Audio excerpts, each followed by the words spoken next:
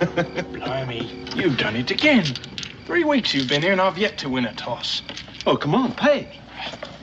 Why don't you go back and scout for the bloody Americans? Well, they don't pay as much as the British do for scouting. Hey, better luck next time. Cool.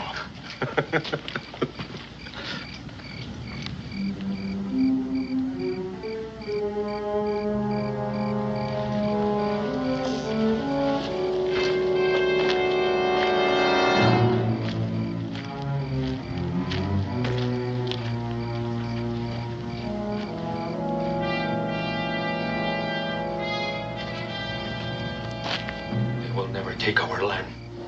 We will fight them if they try. By then, the Kentuckians will be much stronger. Many of your people will die. Why not fight them now? There are few rifles among us. There's little powder.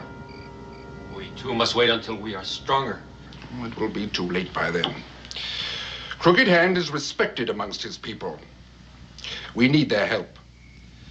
Call them together. Ask them if they will be our allies. And if they agree? I will give them many guns and much powder. I will give them whiskey that they may celebrate their victories. And I will pay them for white men's scalps. How many guns? How much whiskey? A wagon load of guns and powder. A wagon load of whiskey. Your people will be very rich.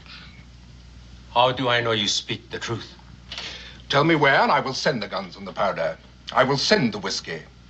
When you get them, you will know it is the truth. And you will believe me when I say that I will pay for the scalps when they are brought to me. I have heard you talk. In 2 weeks, my people will meet with the Chickasaw. You will send the wagons. Then I will speak with the council. It is agreed. Tell me, where does this council take place? Do you know the Indian trail the white men call Warrior's Trace? Yes, I know of it. Far to the south of this trail, the small streams join one another to form a river. Ah, the headwaters of the Kentucky. The meeting will be there. That is where you will send the wagons. Hey, you there!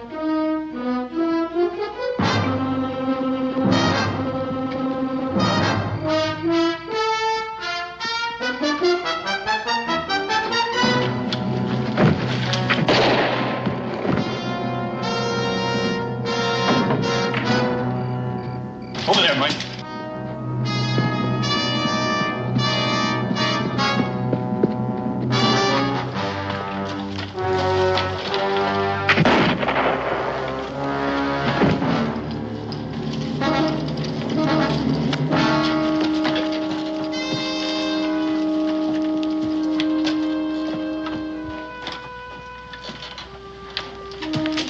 I'm afraid he got away, sir. But he's bleeding badly. He can't get far.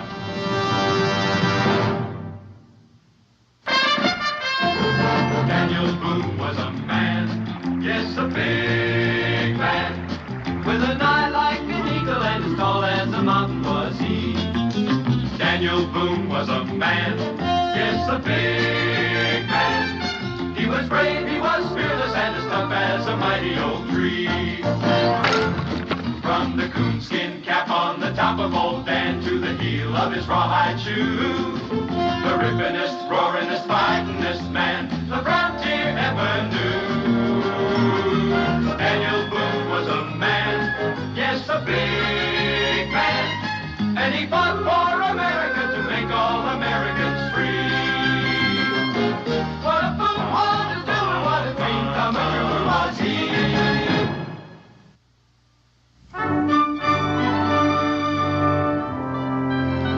Good night. Good night. Yeah. Drink up, gents. Maybe you ain't got no place to sleep, but I have, and I sure don't intend to waste it. You throwing us out?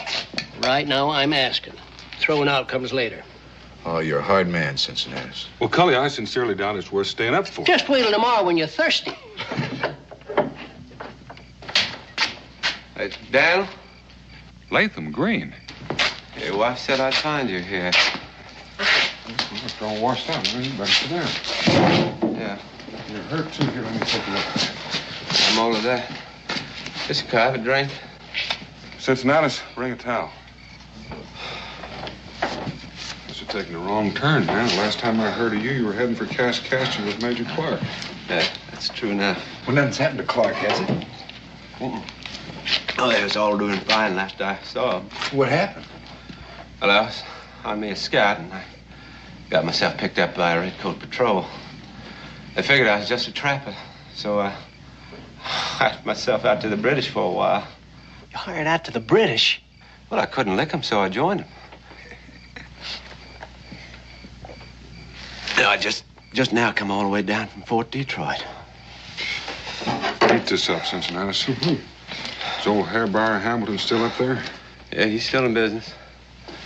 That'll be Kentucky has buying next unless they're stopped. Who's they? A British detachment. They got themselves a wagon load of guns and powder. And another wagon load of whiskey. They're headed for a big meet with the Choctaws and the Chickasaws southeast of here at the headwaters of the Kantuck. And if they gets together, this whole valley is going to be knee-deep in blood. How are we going to stop them, Daniel? Which way are they coming? Down Warrior's Trace. I figured maybe you got 3-4 days to head them off. Head them off with what? Daniel, look. You know the country. You know, the only road goes right through Frenchman's Gorge, and there's one spot where it narrows down to where a man could almost spit across it. If a man could get there first with enough powder, he could blow the whole shebang sky high. You read my mind. Cincinnati, how much powder have you got? Plenty. Do I hear any volunteers? Better speak up, Mason, because I think we're going.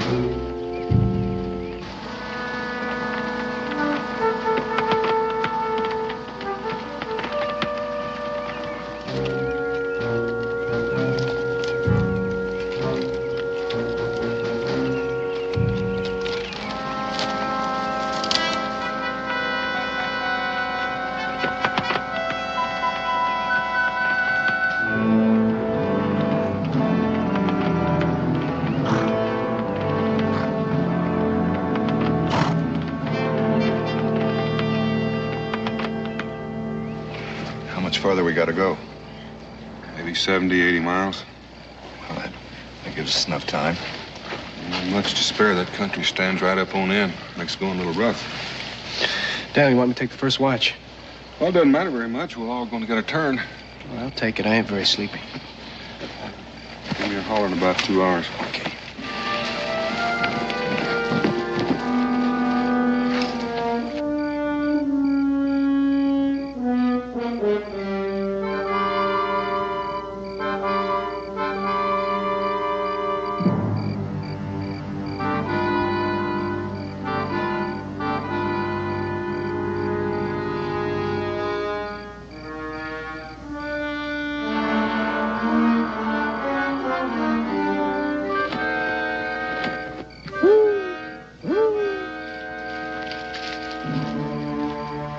I could hear you coming for 100 yards.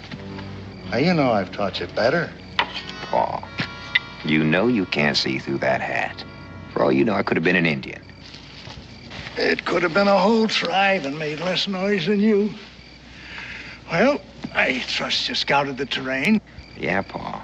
And there's no use waiting any longer. 2 of them are asleep, but they got a horse guard posted. That's a minor obstacle. We'd better get started. Paul. What is it now? Those packs are toting. Well, they look monstrous heavy. Who said anything about packs?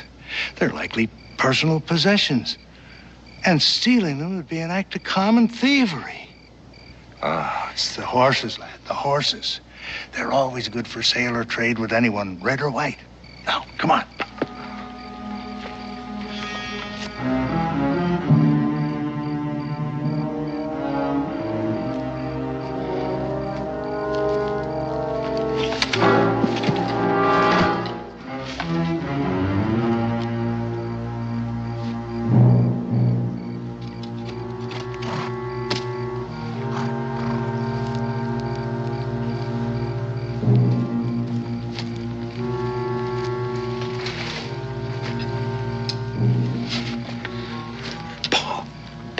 we gonna get them out of here without waking up the camp?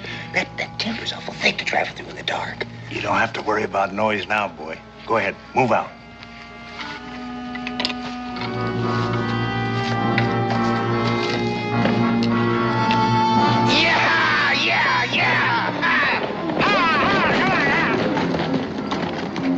Don't shoot, you might hit the horses. Mason.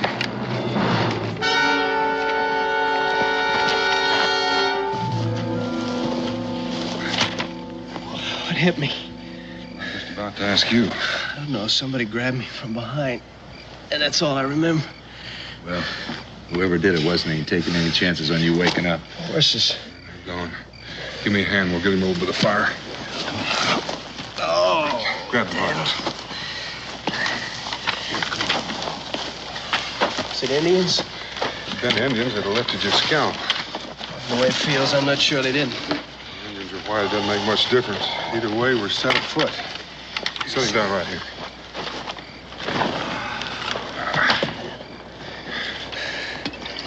Thanks. What are we gonna do now? Well, we're gonna get the horses back. Dan, you sound like it was you got your brain shook up instead of Mason. The way they were traveling when they left here, those horses be in Carolina by morning.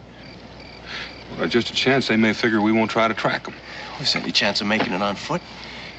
All we got to carry is 300 pounds of powder in those packs. It's 100 pounds apiece with food and water. We'd never make it. Then I guess we get the horses back. Good. Do you feel up to traveling? You right now? We can't track them in the dark. Well, I figure they'll head down the valley for a while to put some miles between us. So we'll just start walking. When daylight comes, we'll start tracking them. Here, let me give you a hand. Dan, Mason's feeling kind of poorly. Maybe it'd be better if we left him in regard to powder and I'll go with you. Well, he's just going to have a headache for a couple hours. I want you here. You don't trust me anymore? Didn't say that. That's what you're thinking, ain't it? Because I let the horses get away? You just think you let them get away. You had outside help, but I just figured you'd like to get first crack at whoever gave you that goose egg.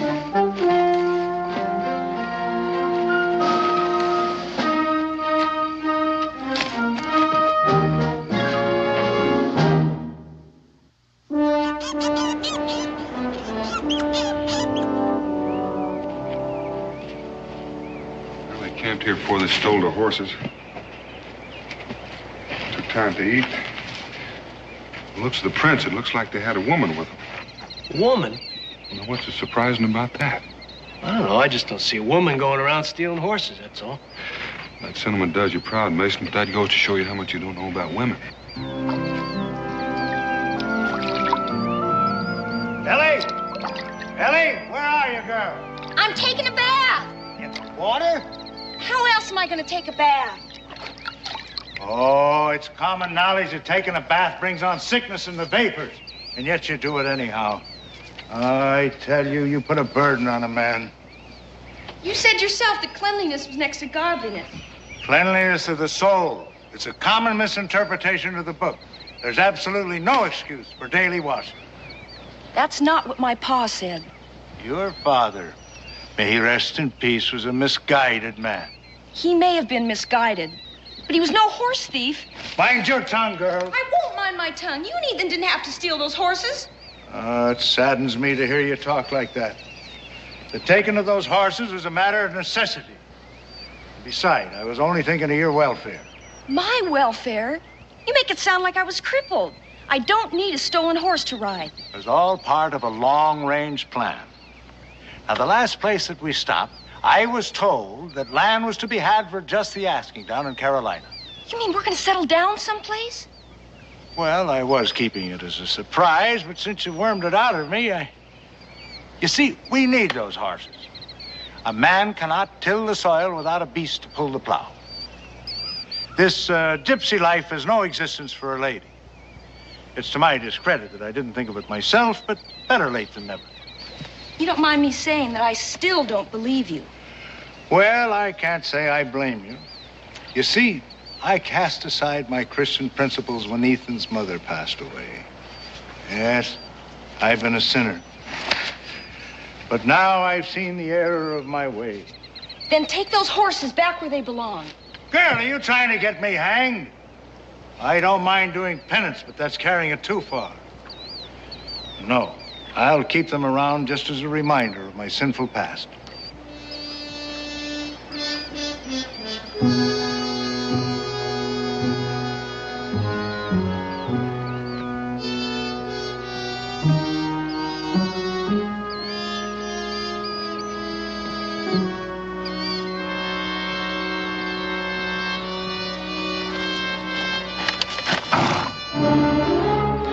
Paul, Indians!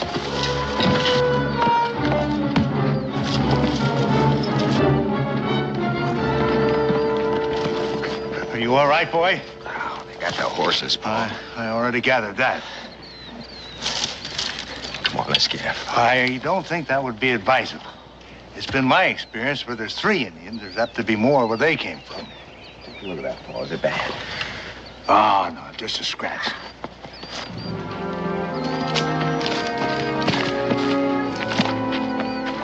Wherever they're bound, they're in a hurry. If we're gonna catch them, we better do it pretty soon. It's about a half hour before dark. You smell smoke? Nope. My sniffer ain't as good as yours, though. It's from a campfire. Daniel, that don't make any sense. If they were in such a hurry, why'd they stop to build a fire? We're not gonna find out standing around. Come on. What about those 2 men that were trailing us, Paul? They'll be along. What are you going to tell them? They're apt to be put out about their horses. Well, I don't know. But I'll think of something when the time comes. You better get to thinking, Paul. The time's come. Well, this is an unexpected pleasure. May I ask what you gentlemen are doing out here in the wilderness?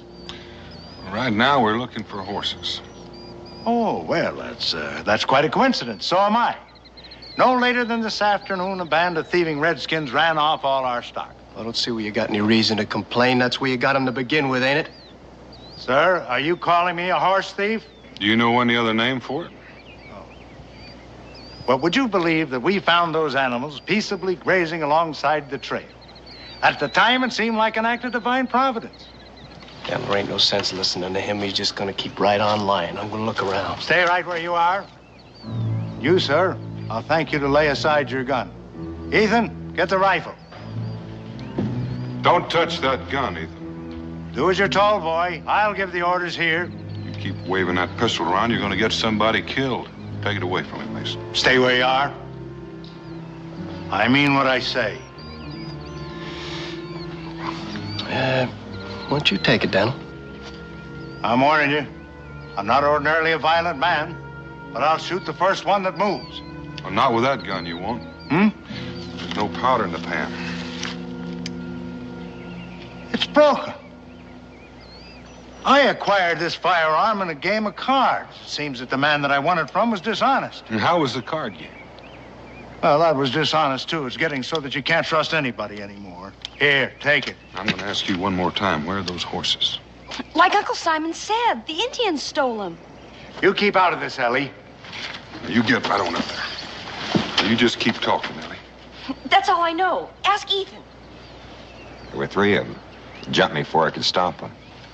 Well, if they was Indians, how come they didn't lift your scalp? Huh? Well, it could have been the Cherokees. They're friendly, but they've got a weakness for horses. You go with him, Mason.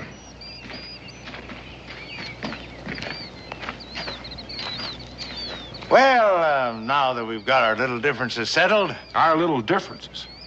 You stole my horses and you cost me a day's travel and you call that a little difference? Oh, I know you're a mite upset about those horses, and in all fairness, I can't blame you. But what's done is done. And being a fair-minded man myself, I can't say that I hold it against you for getting mad at me.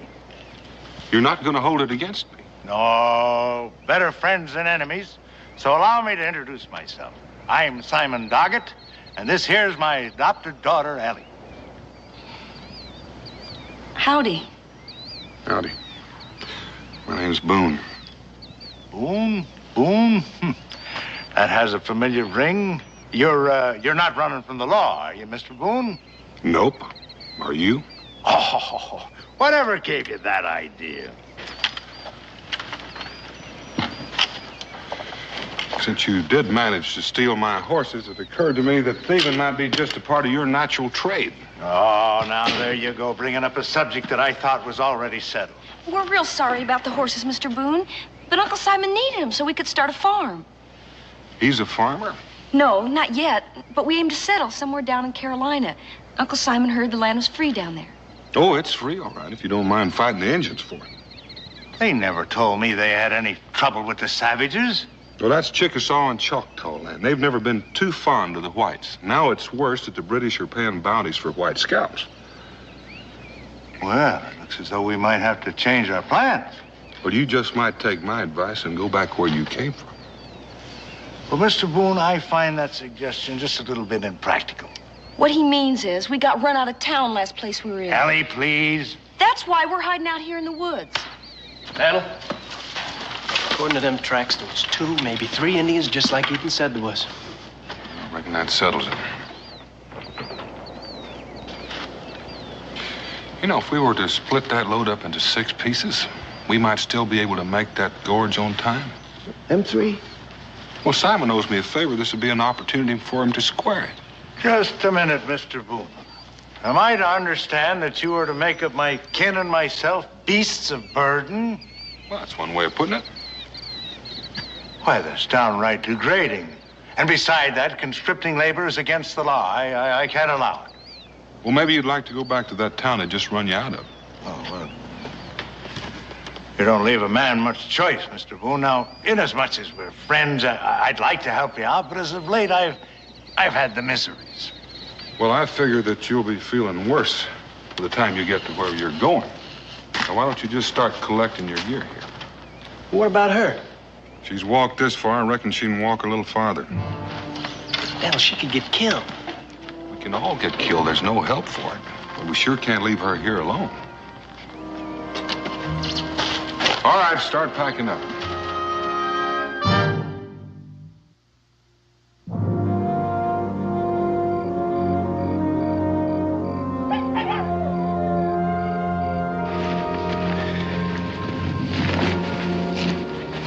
You know, Dan, without those horses, even with the 6 of us, I don't see how we're going to carry all this powder. Not make any time at it. I've been thinking about that. If we carry just half of it, that ought to be enough to stop them for a while. What good's that gonna do? Well, don't forget they're carrying a load of powder, too. In the confusion, maybe one of us will get a chance to touch it off.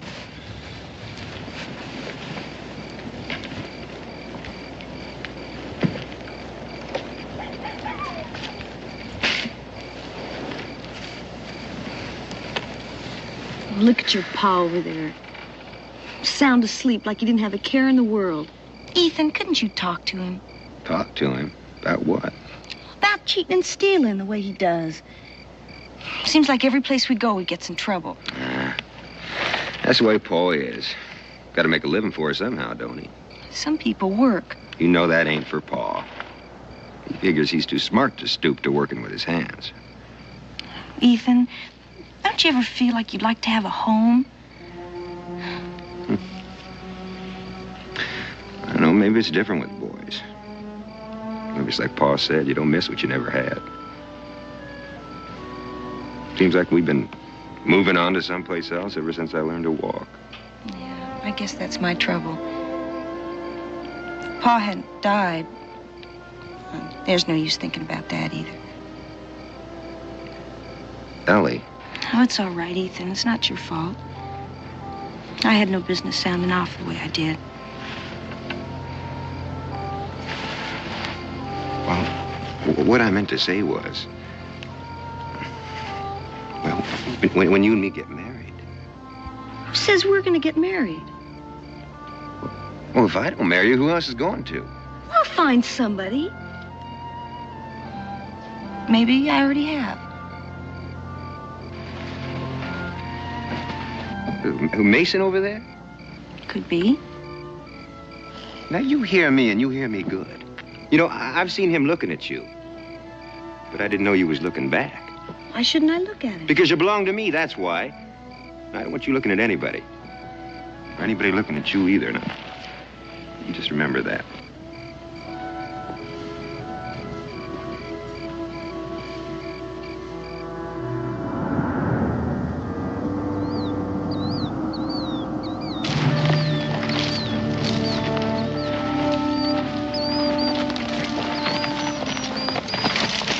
wrong, Daniel? Take a look at that sky. Yeah, looks like it's gonna be a real toad strangler. I wonder how waterproof this powder is. It's not waterproof enough. Keep moving, Mason. I want to go ahead and see if I can find a shelter. Well, on your feet. Gotta keep going.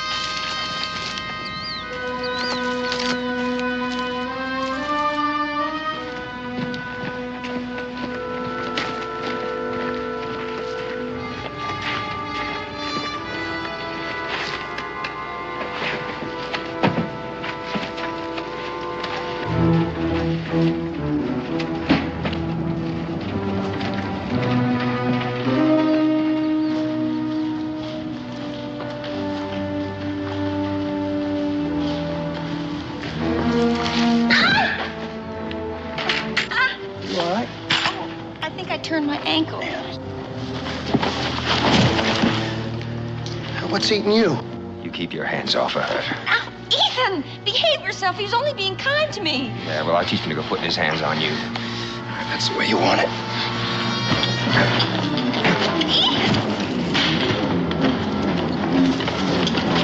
Take it easy, Mason. Got him coming. Listen, my hands behind my I'm gonna back. hit you, too, if you don't cool off. Same goes for you. And we got enough trouble without you two starting a fight. That's better. Now, you two sit down and catch your breath while I see what's the matter with the lady. Now, hold it right there. Well, right smart of you, Ellie, to make a fuss so we could get away. I didn't do it for that. I just plain tripped and fell. No matter. But we better get on our way before Mr. Boone gets worried and starts looking for us. Ethan, pick up those rifles.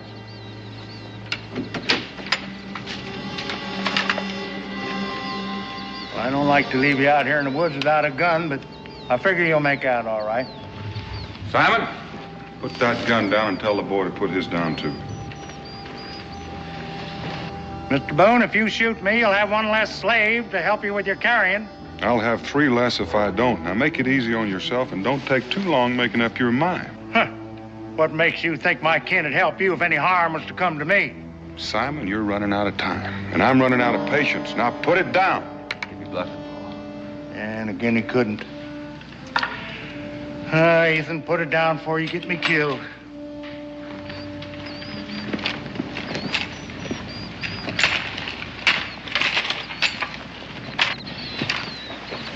What happened? Al Mason and I just got a little careless. Found a cave about a half-mile up the way for shelter. Now move out. Mr. Boone, I'd like to talk to you. Simon, you just start walking, and this time you're walking in front of me. Me break trail for you? Why, if we run into hostile Indians, a man could get killed. That he could, and just might save me the trouble. Now move out.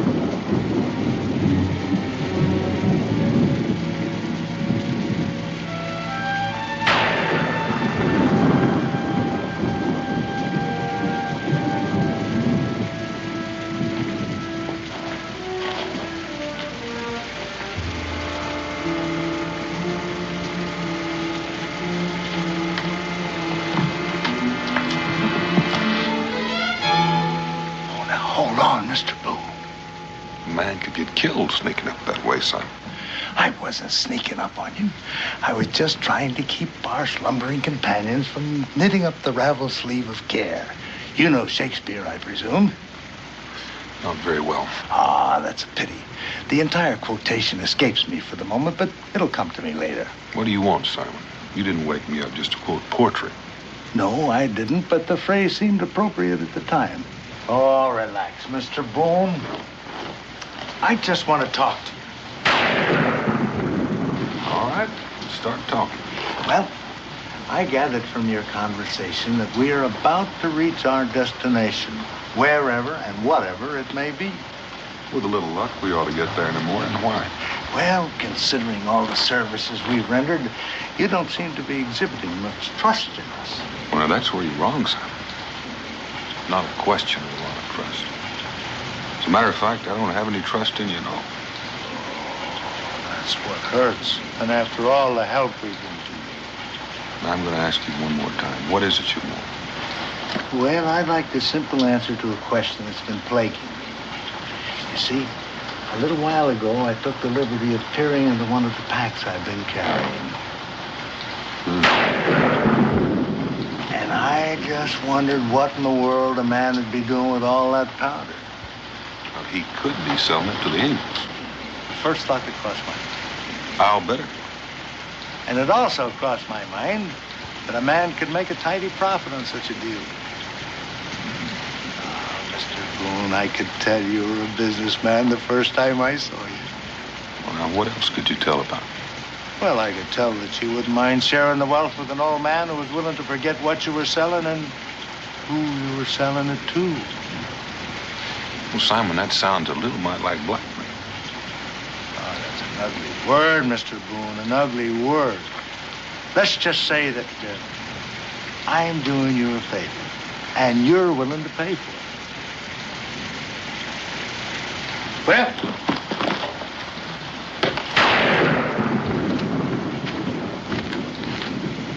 sit down. Now, there's nothing more to discuss unless you're prepared to meet the terms right now. I said sit down. Oh.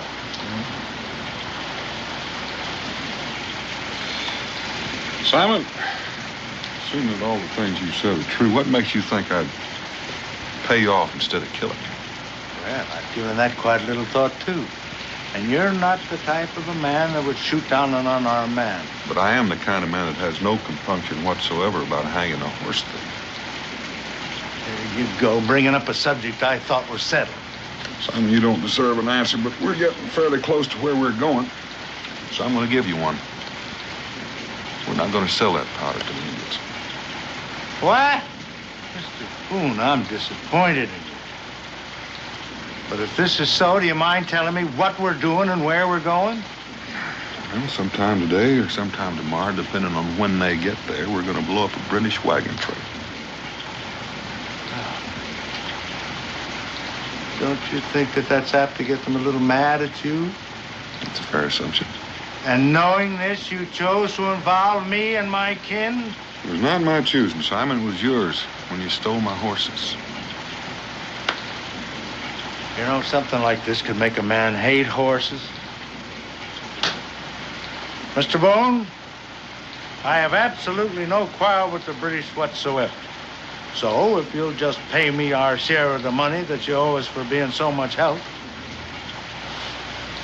What money? Well, our share of the money you're getting for doing what you're doing. There's Nettie. Do you mean to say you came all the way out here and ran the risk of getting killed for nothing? Well, depends on what you call nothing. Well, doing something and not getting paid for it is what I call nothing. That's your opinion.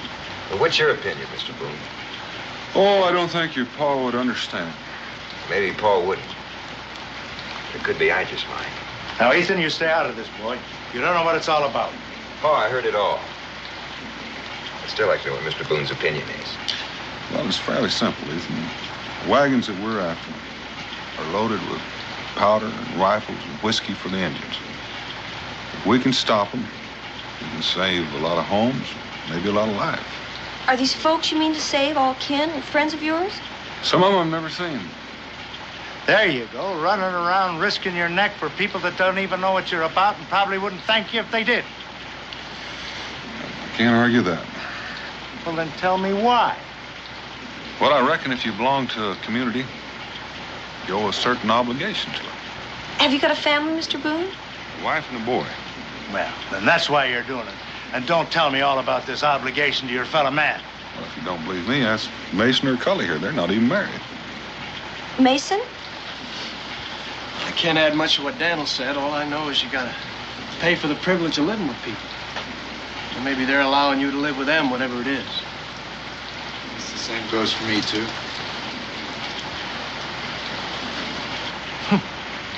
Well, nobody ever did anything for me I thought I had to pay for. From what I've seen of you, Simon, I reckon that goes both ways.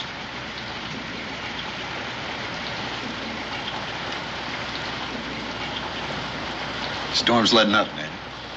Well, now that Simon's got us all awake, Mason, you might as well start fixing breakfast.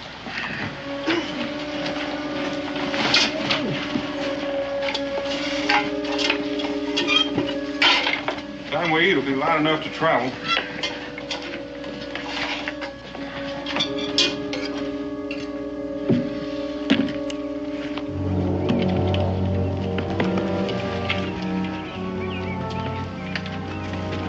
Well, there it is. Now all we got to do is blow it up.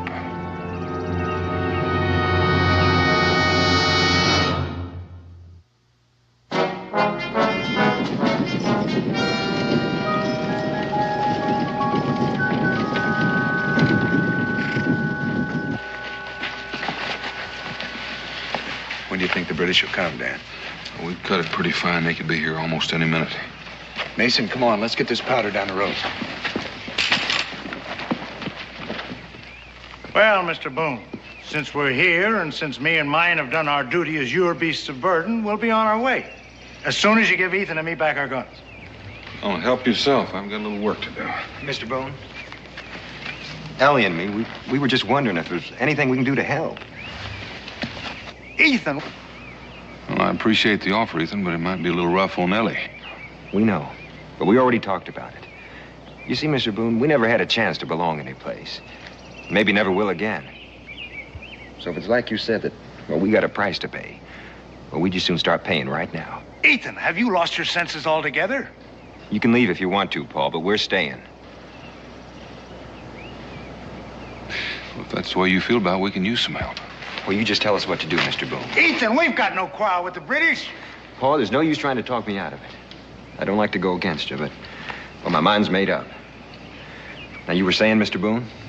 Ethan, when that gorge blows, the British are going to come boiling through, try to find out who blew it up. Now, if you take these rifles and hold them off a little while, give us a chance to get back there and blow the powder in their wagon. Well, we'll keep them busy. Here.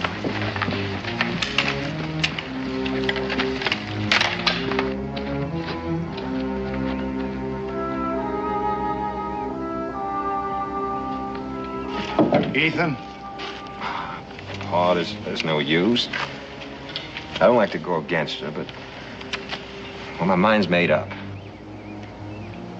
Well, I heard what you said to Mr. Boone, and I realized for the first time how I've messed up your lives. Sure you didn't mean to, Paul. So, if you could trust your old man just one more time, I'd like to get down and see if I could help Mr. Boone.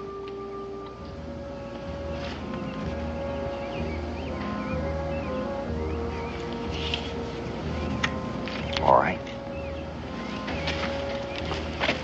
Paul. Huh?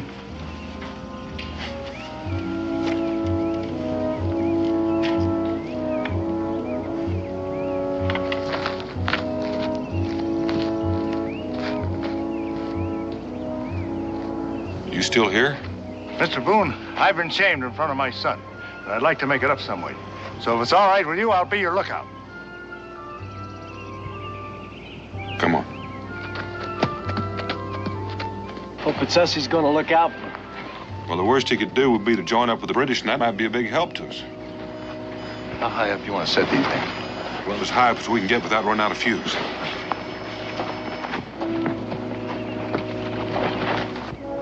Ethan, Hmm? I'm real proud of you. Proud of me? For what? For standing up to your pa the way you did. Guess I should have done it a long time ago.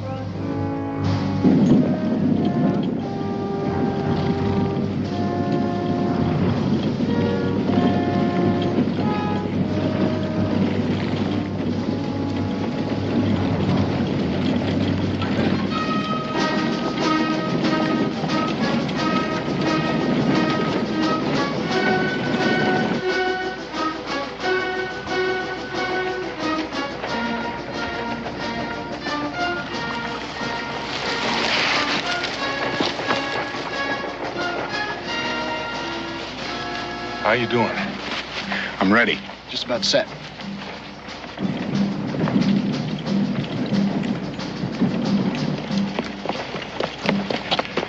They're coming, Mr. Boone. They're coming.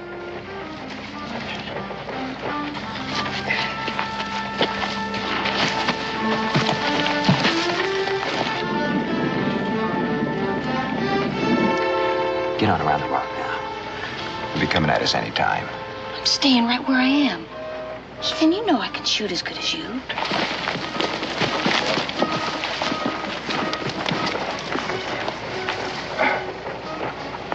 You better get out of here, son. There's going to be a whole mess of things coming down off of that hill. Oh, you go right ahead and do what you have to do, Mr. Boone. I'll watch out for the rocks and the British.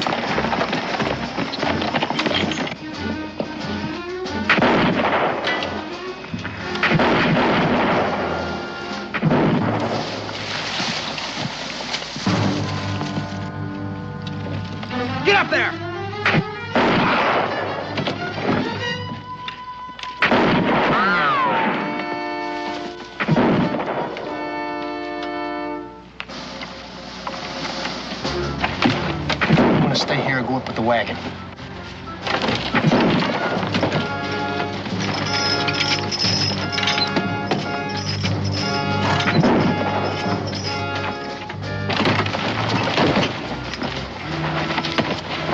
How about you unhitching those horses?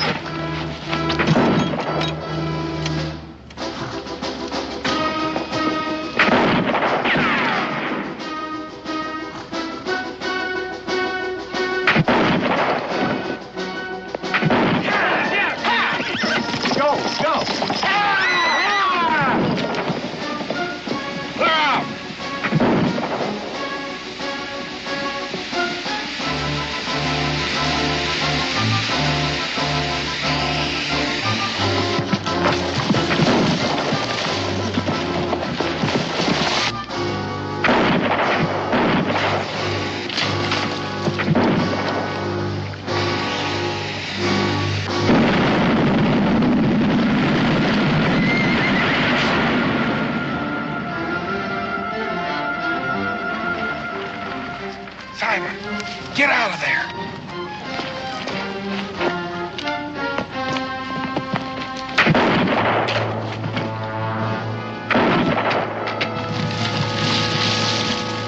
Here, cover us, Mason.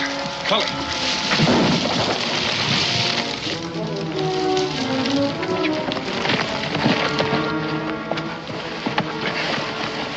Here, take this.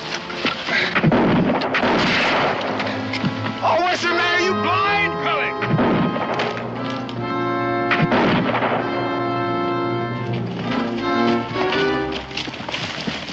Mason, why don't you go on ahead and see what the British are doing? Have a look at that leg. No. Paul, you hurt bad? Bad enough. My only satisfaction is that a lot of those British are hurt a lot worse. That leg is broken. So I reckon I'll bed down right here. Paul, I'm not going to leave you here. Ethan, there's no other way. Dan, we can make a litter. No chance for that. Mr. Boone, I want something else from you. With me to hold you up, those red coats would catch you in a mile. No, I had my chance and I made a hash of it. But I don't want these youngsters to follow in my tracks.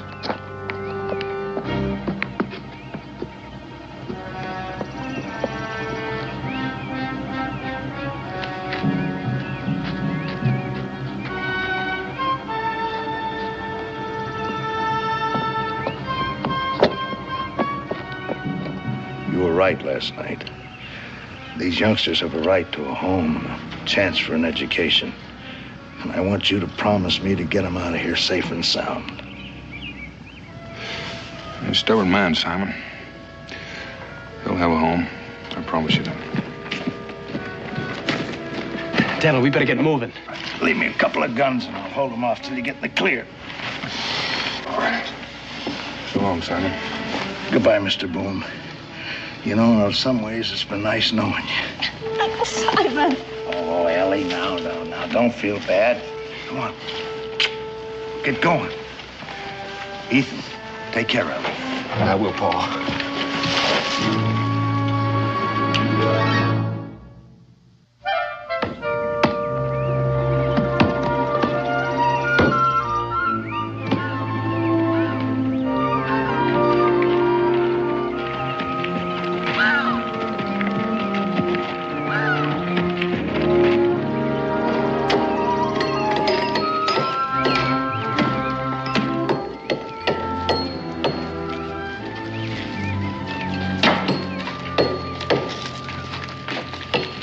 Well, what do you think of it?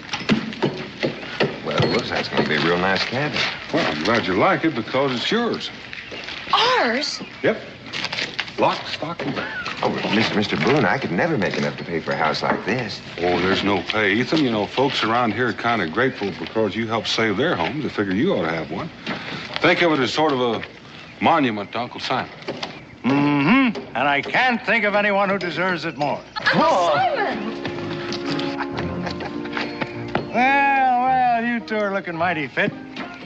Yes, we're going to be very happy here. Speak of the devil, I'll tell you. I wonder what happened to that broken leg. Where do you suppose he got that coat? I'd be afraid to ask. Let's see now.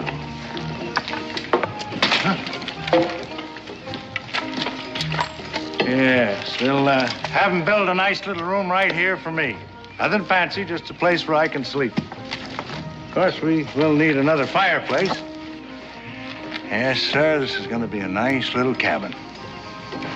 Do either of the two of you think he had this whole thing planned? I prefer to think you did. It sort of restores my faith in human nature. I'd hate to think a man like Simon reformed and died a hero.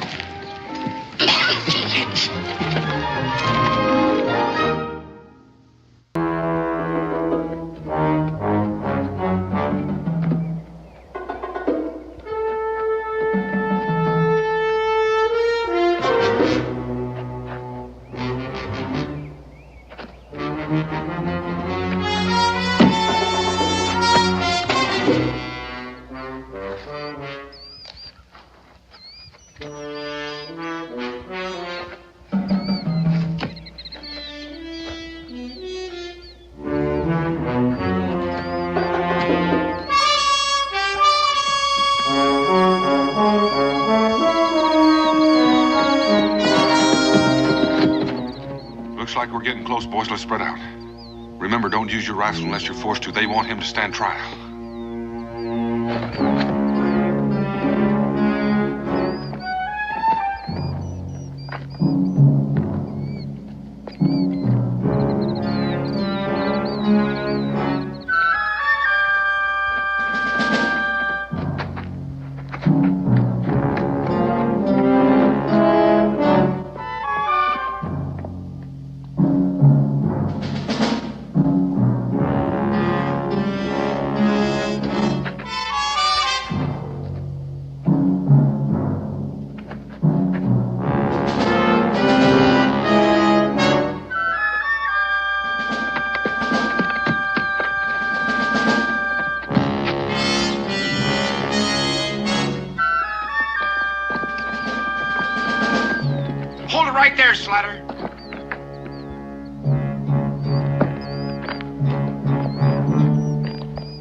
Drop it.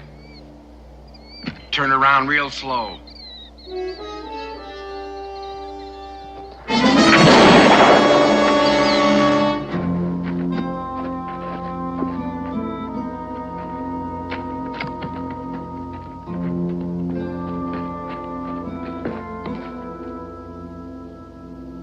He's dead, Daniel.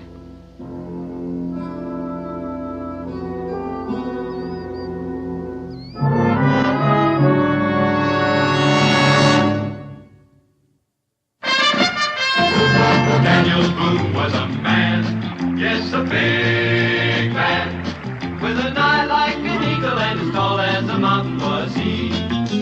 Daniel Boone was a man, yes, a big man. He was brave, he was fearless, and as tough as a mighty oak tree. From the coonskin cap on the top of old Dan to the heel of his rawhide shoe, the rippinest, roaringest, fightingest man the frontier ever knew. Daniel Boone was a man, yes, a big man, and he fought for America to make all Americans free. What a Boone wanted to do and what a dream come true was he.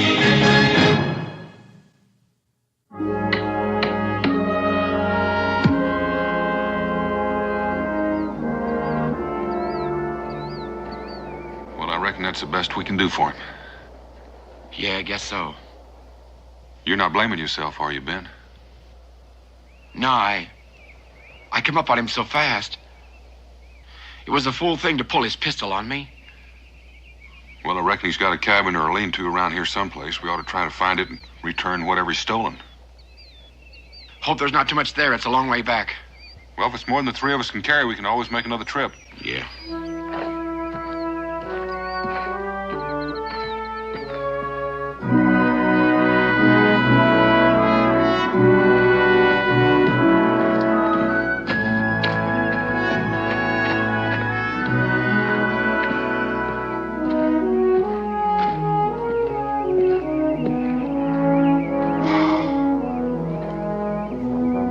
That's his?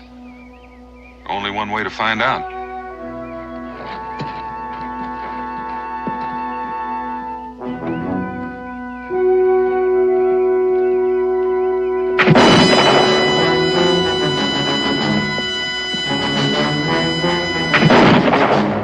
How bad is it, Cully? Oh, it's just a flesh wound, Dad. Do you think you can help with the loading? Yeah, leave it to me. I'll manage. Ben, you just keep him busy. Right.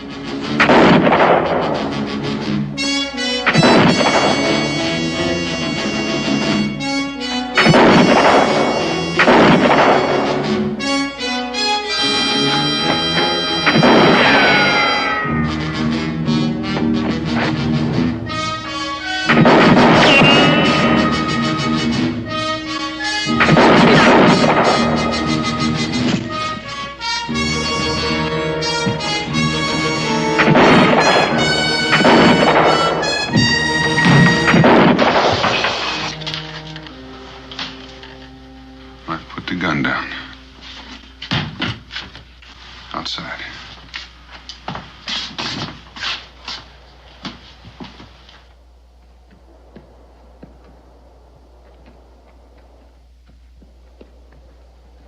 Hey, look at this. Him doing all that shooting?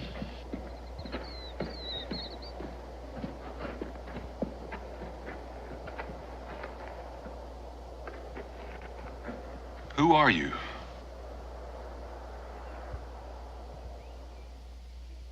You know, it strikes me that you're in a pack of trouble no matter what you say. So you might as well make it easy on yourself and start talking. Which one of you shot my pa? I seen you. I heard the shots from the cabin, so I come out to see what was happening. And I was there watching all the time when you buried my pa. And then I heard you planning to come rob our cabin. Rob? We weren't gonna rob you, boy. It was your pa that... Cully? What's your name, son? Come on, what's your name? Luke. Luke. Luke, I'm Daniel Boone. This here's Cully, and that's Ben. You may not believe it right now, but we're your friends. I still want to know which one of you shot my pa. I did. Why? If I hadn't of, he'd have killed me. I don't believe that. Luke, it looks to me like you've been picked by the Lord to be a man before your time. A young boy like you can't be expected to handle the kind of truths you gotta face. My pa never hurt nobody. It's a terrible thing to have to learn about your pa. But we were after him because he robbed and killed a man. That ain't true. My pa'd never do that. And you killed them because you're murderers. You hear me? You're murderers.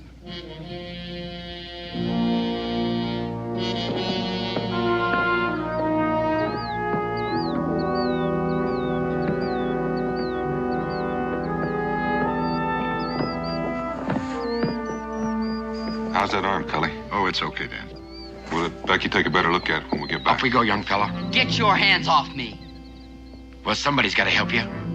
Just as long as it ain't you. All right, Luke.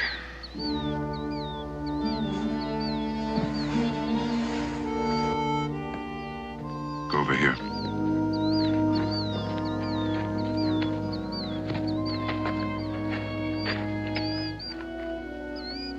He'll get over it, Ben. Yeah.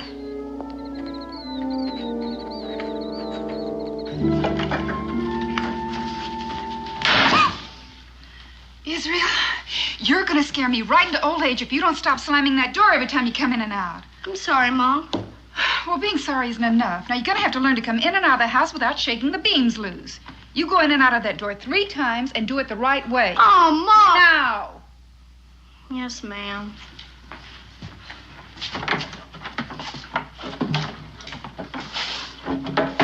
One. 2.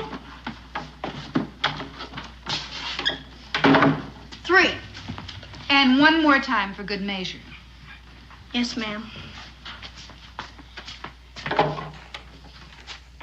Hey, Mom! Pa's home!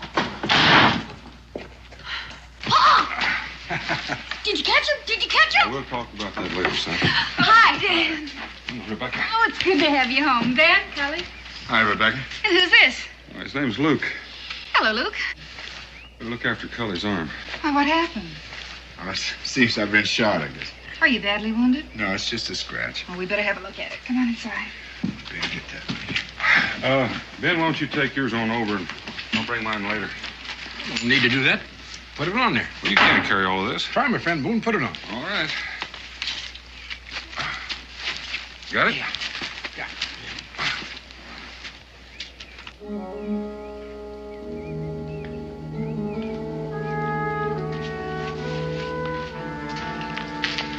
Come on, boys. We better go inside.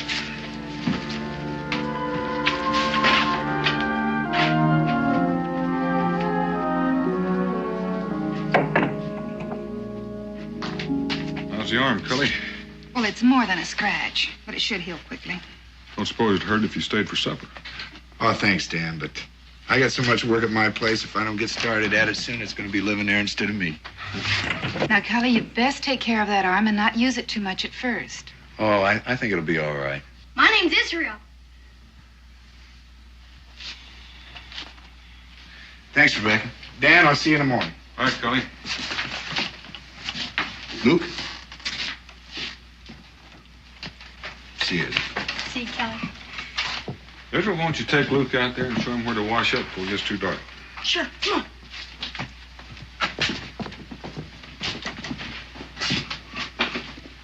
Dan, what's wrong with that boy? Ben had to shoot his father. What? He was the man we were tracking. Turned on us. Found the boy at his cabin. What are you going to do with him? I don't know just yet. Dan, a boy who's been through a shock like that, he's got to be taken care of. I can't argue with him on that. He's awfully bitter. He can't believe for a minute his pa's a criminal. Maybe he could stay here with us, at least for a while. I thought of that, too. Don't think it's a good idea. Well, I don't mean exactly that. But I don't think it'd work unless he was pretty sure that that's what he wants. And then there's Israel to consider. He'd have to want it, too. I think we better just go slow till we see how things work out. You know something? I think you're right.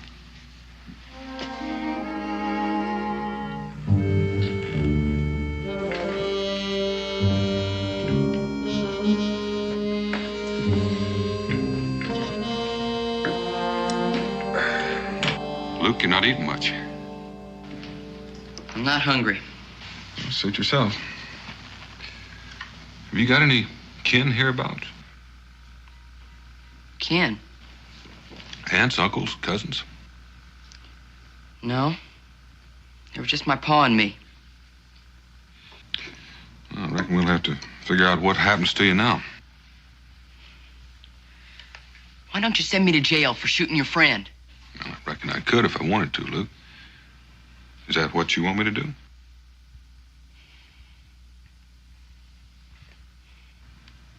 Fact is, with no one legally responsible for you, there's only one thing I can do. What's that? Turn you over to the authorities in Salem. They'll try to find a family for you to stay with, but until they do, you'll probably have to spend some time in an orphanage. No! I ain't going to no orphanage. Please, Mr. Boone, don't send me there. Well, I don't want to, Luke, but I don't know what else I can do. Well, couldn't I stay here? Here? Please, Mr. Boone, I won't be any trouble. Please. Well, I'm not going to make any promises, Luke, but I will think about it. Why don't you try to make away with some of that grub?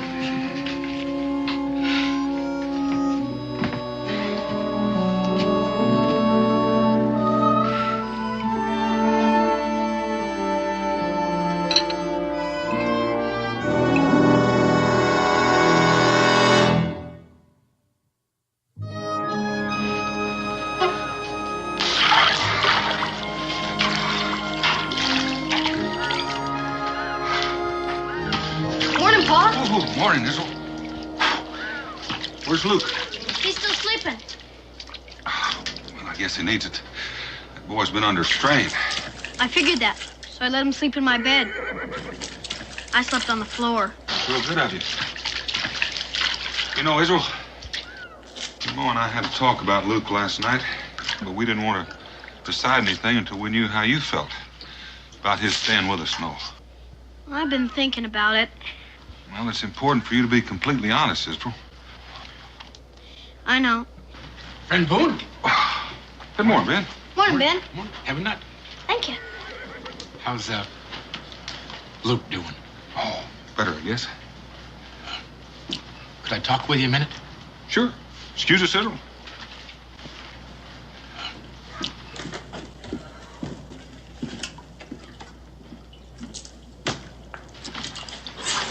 How many? Well, no telling. Could be at least a company. I was afraid they might try something like that. Well, I'll go with the fort and have a look around. Thanks, Ben. See you later. Well, young man, you about finished? Pa, if you and Ma decide it's all right for Luke to stay with us, so do I. You know, it means sharing your room. I know, but... Go on. Well, it's been on my mind sometimes that, we've had a lot of trouble with the Indians and the Redcoats. If something happened to you and Ma, I'm trying to say is, if I was ever an orphan, I should want somebody to take care of me. Well, I'm sure glad to hear you say that, Israel. Because we're all going to have to be extra understanding. How do you mean? Well, Luke loved his pa. And he wants more than anything, especially now that he's gone, to be proud of him. So much so, it's more important than the truth. But someday he's going to have to face it. And until then, we're all going to have to be extra understanding. You want to go and tell him? Sure. You get in there. Get in there.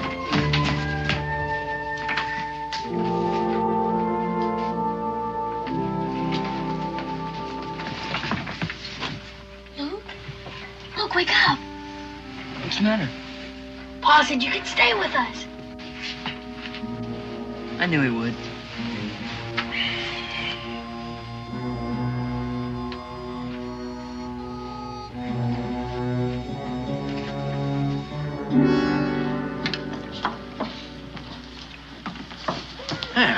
Daniel? It's not as usual. You don't mind? All right. You just go on over there and have a seat, and I'll bring it over to you. All right, gentlemen. Hey, excuse me, gentlemen.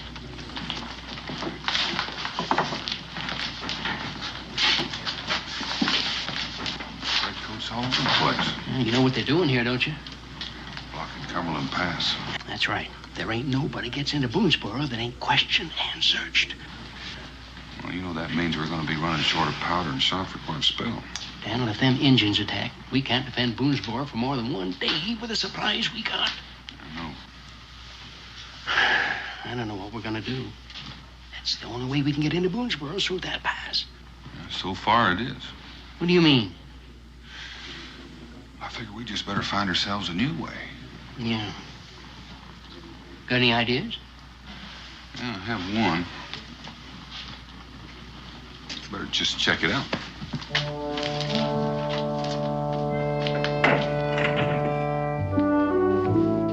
Dan, will you be gone long? Oh, not long, maybe just overnight. Well, is this new situation with the British really serious? It could be if my plans don't work out. You boys getting along all right? You already got the spare bed put in. You gonna be leaving now, Pa? Mm-hmm. Luke, you think it'll be comfortable? Yes, sir, I think so. Oh, that's good. Oh, my lamp. I'm sorry, Ma. Oh, Israel, that's the last thing of my mother's I have left. And anything happens to it, I don't know what I'll do. Now, you've just got to be more careful. I will. Take the mattress on. Oh, I must confess, I wish you weren't going. You worried about getting along with Luke? Oh, I suppose not. You get along with him so great. Well, don't worry, I won't be gone that long. Take care. I will.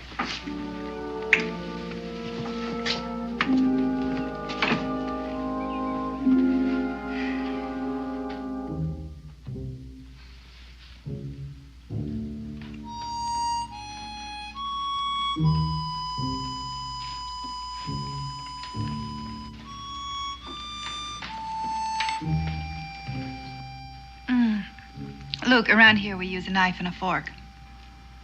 Yes, ma'am. Luke, didn't you understand me?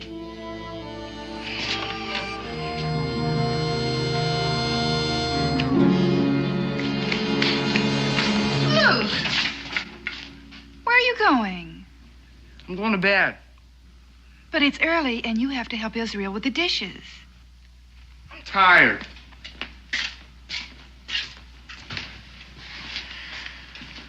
I don't understand. I want to go talk to him. Well, all right, son, but don't say anything that'll make it into an argument. I won't.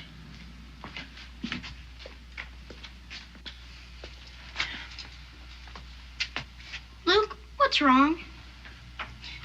Wrong? Nothing's wrong. Sure do act like something's wrong. Was I? Sure. Didn't even make up your bed. It's not my bed. This is my bed. No, it's not. You gave it to me. For a night.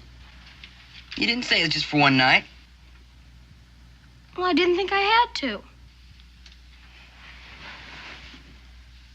Where I come from, people don't give things they're going to have to take back.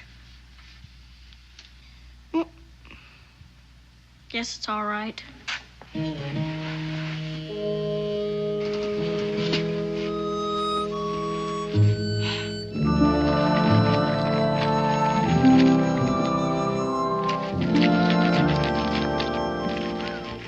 Afternoon.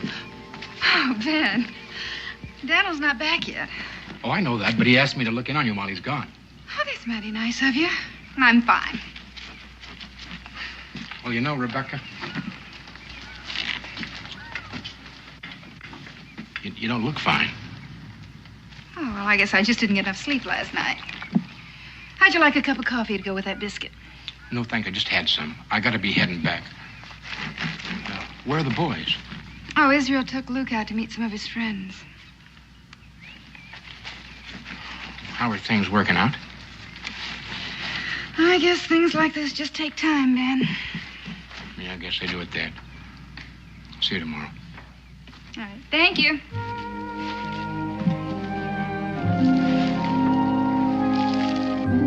So, Luke's gonna be staying with us. How old are you, Luke? I'll be 13 next Monday. Well, I'm 12. So is John there. I'm still 11. I heard about your pa getting killed. What'd you hear? Just that he got killed. Luke, are you having a birthday party on Monday? No, Why not? never had one yet. You've never had one? So I just said. Gee, that sounds wrong. Maybe it is, but I still ain't never had one. Would you like one? Don't go to no trouble for me. Why not? Because I know what you think of me on account of what they say my pa was. That has nothing to do with you. What doesn't? Well, whatever your pa was.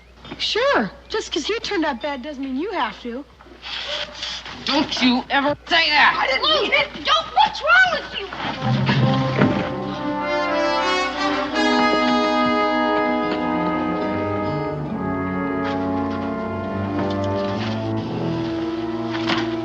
You gonna let him get away with that? Yeah, guess I am. If he came at me like that, I'd sure give him a hit he wouldn't forget. It has nothing to do about Israel being afraid, has it, Israel? No, it's just that... Well, I'm supposed to help him, but I don't know how. What's the matter? I fought with Israel. Why?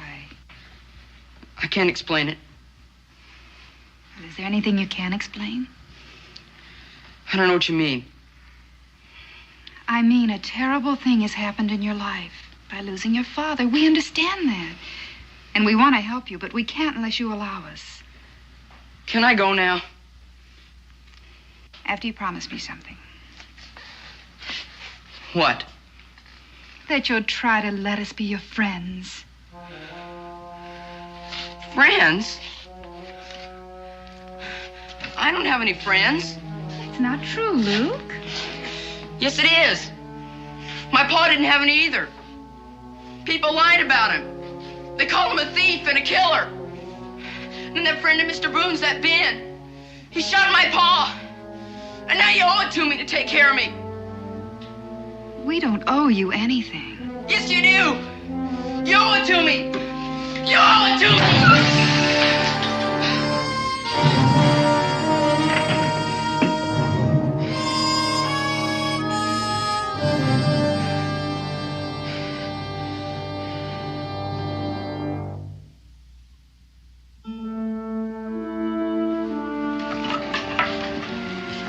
Ready to go? Goodbye, Luke. Bye, Luke.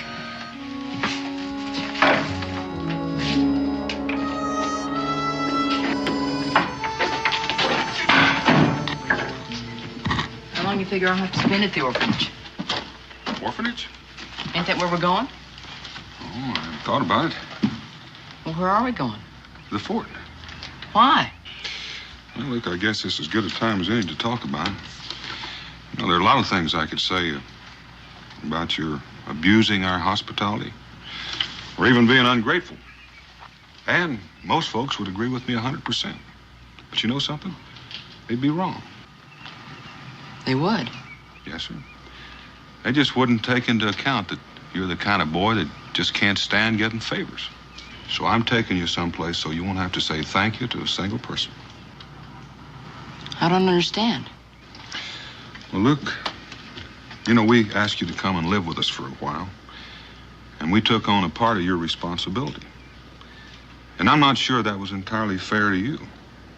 Now, you're a big boy, and you're able to earn your own keep. And I think maybe you'll be able to learn a lot of things a lot quicker. Things you're going to have to learn. Come on. All right. There you are, Luke. You can just put all this stuff in the storeroom. Gladys, I sure do appreciate this. Oh, it ain't cost me much. You got a place in the back you can stay there. And besides, I can use the help. Well, it's good of you to say that. You know, he wasn't happy with us. Of course, that made Rebecca and Israel unhappy. I can tell you one thing. It sure wasn't easy telling him he had to leave. Oh, Daniel, I think you've done the right thing. Now, come on, I'll buy you a drink. My best Blue Thunder. Hi, Mr. Boone, Cincinnati. Hello, Mary. Oh, yeah.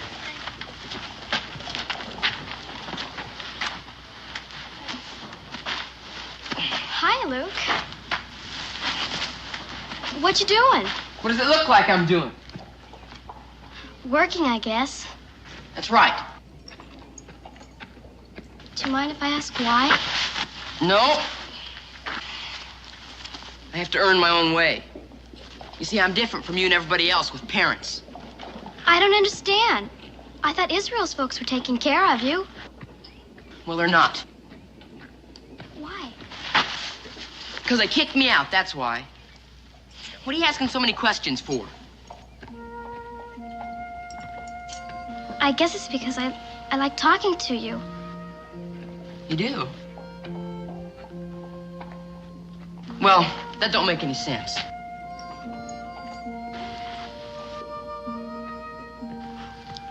Does it have to make sense to like somebody? You got no reason to like me, is what I'm saying. Well, that's sure the truth. You're about the meanest boy I ever met. Yeah, well, maybe so. But I got my reasons. On account of your pa dying?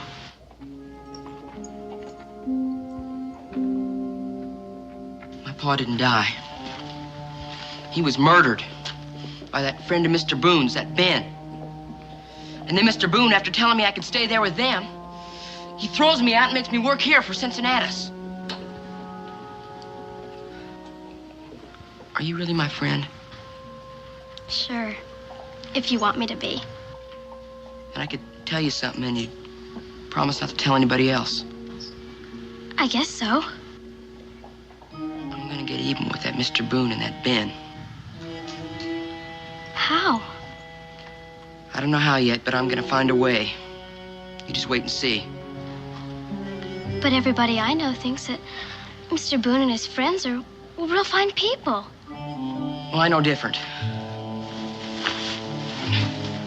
Why don't you run along and play? I gotta earn my keep.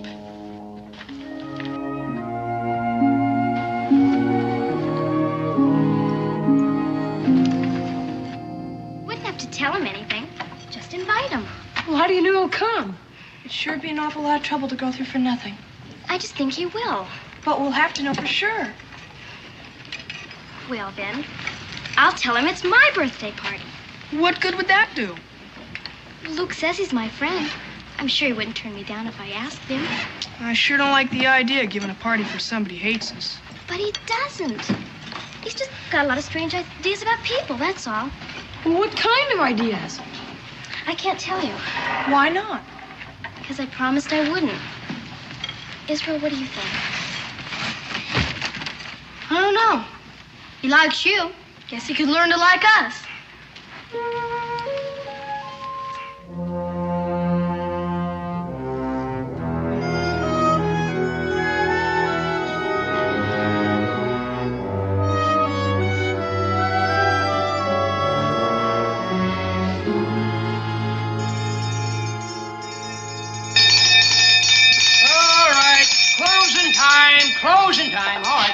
up, everybody. Oh, come on now, Dad. Let's fill him up one last time, eh? Now, rules is rules, and if you don't stick by them, I'll have to tell your commanding officer to declare this here tavern off limits. Oh. Now, come on, drink up, and good night, everybody. Drink them up there. There you go. I'll just open the door for you. Good night. Always a pleasure doing business with you, gentlemen. Good night. I'll see you. Good night.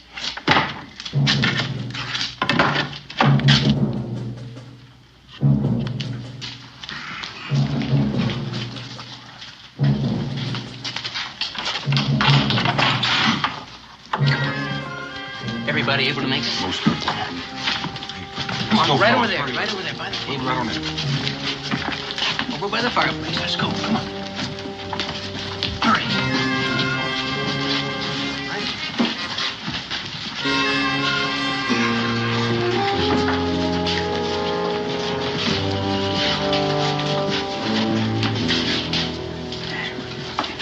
Most of you men know the British have blocked the Cumberland Pass. And that means the supplies that we need to defend ourselves against the Indians or even Boonesboro are going to have to come in another route. Now, wait a minute. Now, there isn't any other route. Cully, I intend to make one. Now, I figured that we can put a bridge across Devil's Gap, but it's going to take me a couple of days to string a line and set the ice. String a line? Wait a minute, Dan. That's the roughest part of the job. Well, that's right. I don't seem fair for Daniel to have to do all the dirty work. You want the job, Cincinnatus? Well, now, I appreciate your concern, but it's my idea. I tell you what, Daniel. You work the first day, then we'll draw to see who works the second. Fair enough? That's right. Cully, I don't figure your arm as well. Oh, it's all right, Dan. There's no need to. Everybody take one. Come on. Hurry up. Here we go. Everybody got one now?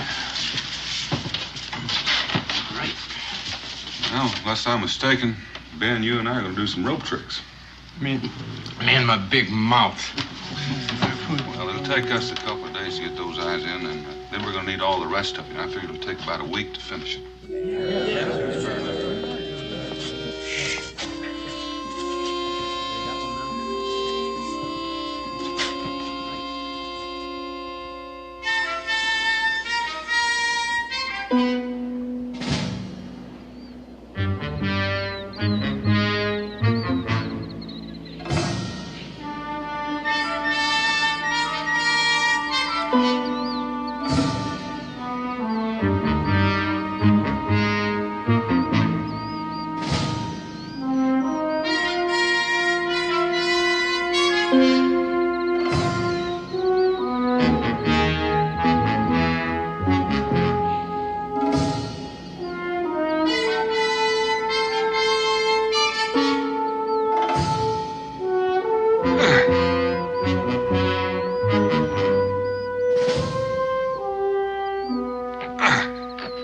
Not a bad day's work. No, it won't be long now. Sure not happy about tomorrow being Sunday. Gives me a whole day to think about being strung across that gorge. Well, let's get home before it gets to be dark. Let's go.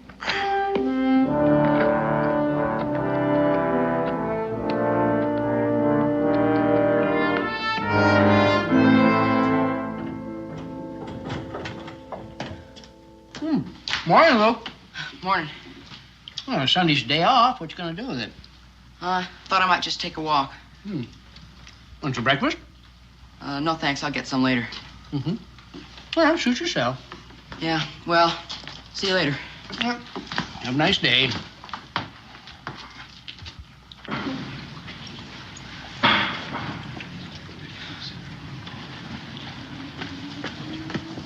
Hi, Luke. Oh, hello, Mary. Just coming over to see you. Where are you going? Well, I just thought I'd take a walk. Can I go with you? No. I mean, I got a lot of things I want to think about. That's all right. Well, I'll see you later. Luke, I don't want to hold you up, but I want to ask you something. What? It's my party tomorrow, and I'd like you to come. Your birthday's tomorrow? Yes, I mean, we have the same birthday? I guess so. Well, who all's coming? You know. Israel and Sam and Ethan. And a few others you haven't met. Well, I'd feel kind of funny. Well, Luke, if you're gonna live here in Boonesboro... Well, I ain't living here because I want to. Oh, all right.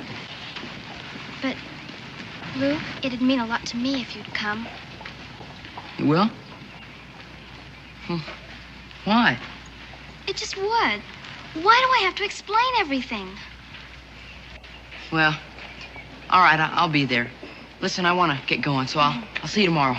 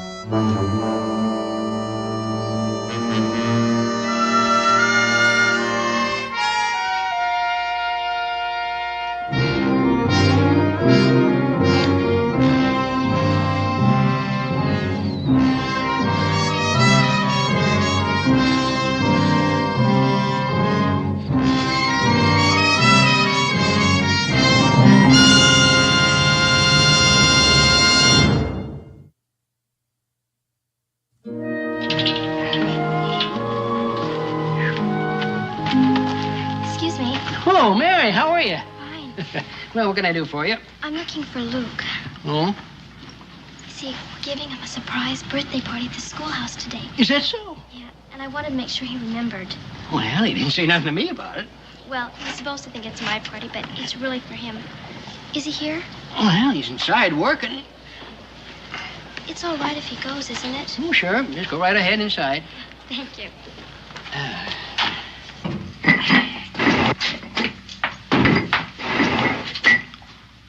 What are you doing here?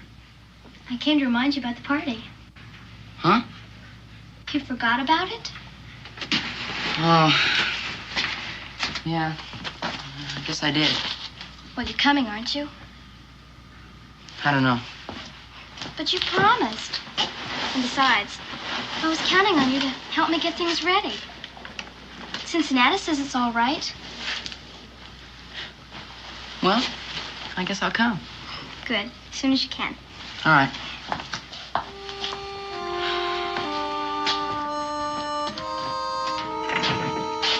Yeah, what happened? 30 feet down the ledge. Someone's going to save us. Just can't figure out how it happened. Brand new rope and it was cut.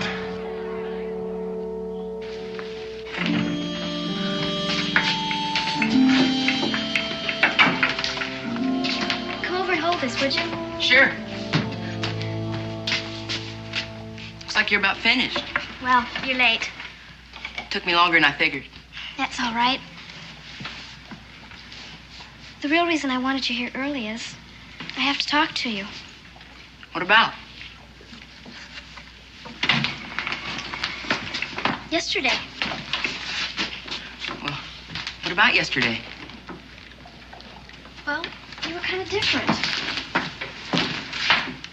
I don't know what you mean. Like you had something to do that you didn't want anybody else knowing about. Well, I just wanted to go for a walk. What's wrong with that? Nothing. Except, I don't know what made me do it, but I followed you. You what? I saw you go to where they were building that bridge. Why'd you do that? What business was it of yours? I don't know. I couldn't see what you were You doing. had no right. Did you hear what happened to Ben? What? The rope broke and he fell. He was almost killed. But he fell onto a ledge. What's that got to do with me? Mr. Boone thinks the rope was cut. What were you doing up there yesterday, Luke? I just wanted to see what it looked like, that's all. You didn't cut the rope, did you? No. Honest, that's the truth. I hope so. But keep thinking about what you said about getting back at Ben and Mr. Boone. Well, I didn't mean it. I was just mad at him. Now listen. Listen, you're not gonna tell anybody about my going up there, are you? Because, well, it wouldn't seem right. And they'd try and blame me. You gotta promise not to tell. You got to. I said you gotta promise. You cut that rope, didn't you? Well, didn't you?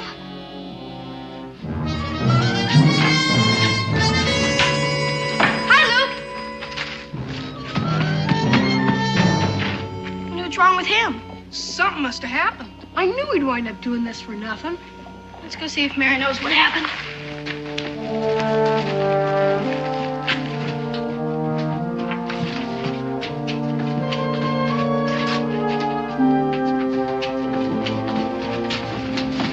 What happened? You tried to make me promise not to tell. What are you talking about? I saw him go up to the bridge yesterday. He was doing something with the rope, but I couldn't see what. You mean he cut the rope? And he tried to make me promise not to tell. Listen, you and Mary, go try to find my pa and tell him what happened. The rest of you, come with me. I think I know where he's headed.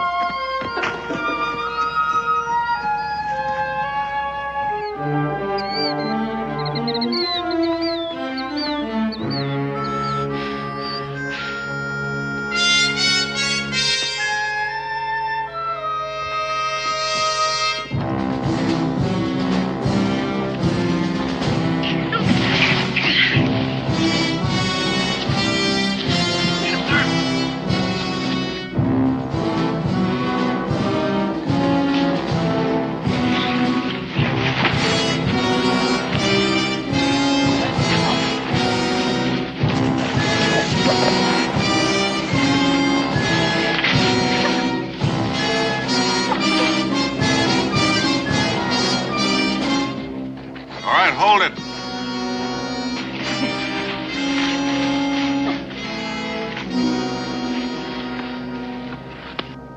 You all right, boy? Yes, Pa. You got anything to say, Luke? Are you hurt?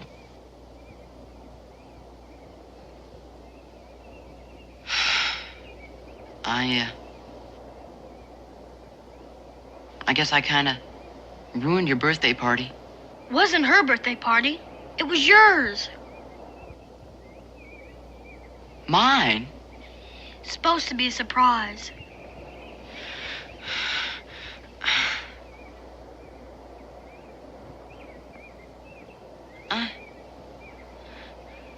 I've been so wrong. I don't know whether anybody can help you right now, Luke. I don't rate any more help.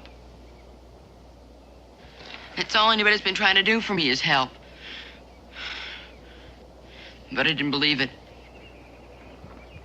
Just like I didn't believe what my pa was.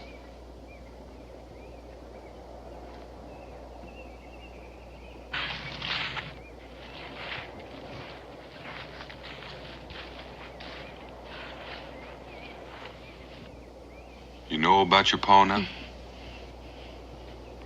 I did for a long time. But I couldn't admit it to myself because I was so ashamed. I'm sorry.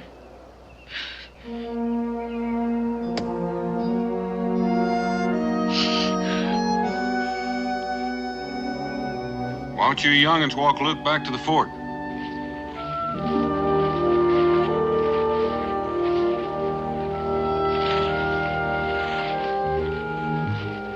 Pa? What's gonna happen to Luke? Oh, I don't know, Israel. But he's gonna be all right. He faced up to an awful lot of truth today. You know what? What? I never did like Luke. Not once. Till just a minute ago.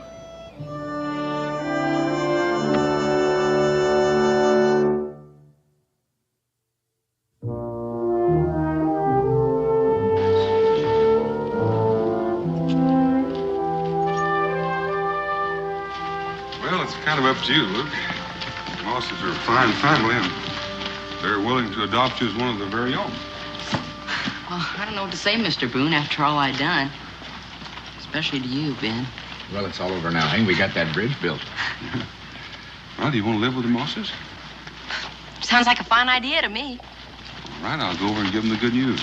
Yes, sir. Thank you, Mr. Boone. You too, Ben. Sure. Friend Boone, I'll walk a ways with you. Fine, Ben. You get a long swell on that leg. Oh, hello, Mary. Well, Haven't seen you around in a while. it's not my fault. I've been here. Yeah, I guess you have. But you never even once came out to say hello. Until today. Well, I figured maybe you wouldn't want to talk with me. I got nothing against talking to you, Luke. It's just that a girl gets kind of tired of always having to be the first one to say hello. Yeah. Well, I'm glad we're talking now anyway. So am I. There's something I've been wanting to tell you. Oh? What's that? Well, it's just that I'm sorry for what I did and what I said at the party. Well, you ought to be. I am. I forgive you. That's good. I'm glad to hear you're still working for Cincinnatus. Yeah. And Mr. Boone says the family's gonna adopt me. That's great. Well, I better be getting on with my work. Yeah, I'll see you again. Mary? On your birthday, I'm gonna give you a party.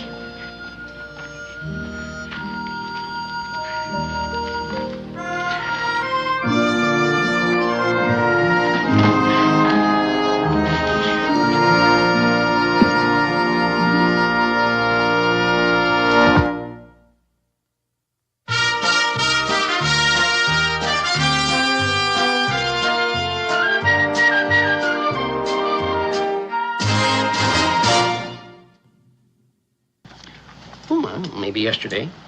Maybe 2 weeks ago. Well, you got it, didn't you? Ain't you gonna read it? Well, I figured if there's anything important in it, you'd tell me about it. Daniel, you ain't suspicion that I'd read your mail. Oh, no, it just flopped open when you were coring apples. Now, as owner of this here tavern and trading post, I got a right to know what goes on in this fort, now don't I? Folks lean on me for news and... Oh, sure, it's a heavy responsibility. Yes, it is. I'd sure hate to get my facts messed up in just one reading. Well, as long as you're going to be jawing about it anyway, you might as well be jawing with your facts straight. It concerns a Sergeant M. Malone, who's granted a certain tract of land comprising 10 acres, being in northwestern section 12 in the township of Boonesboro in the county of Kentucky. A land grant where? About 5 miles west of here. Oh, that old patch of stones. Why, you couldn't even give it back to the Shawnee.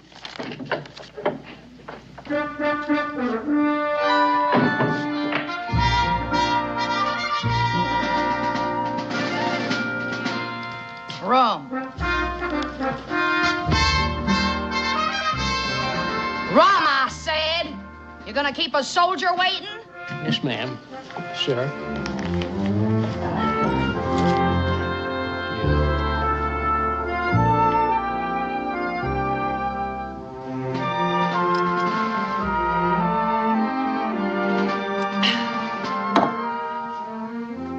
I'm looking for your commanding officer, Daniel Boone. Well, you're looking at him. Sergeant Molly Malone reporting, Colonel. Sergeant?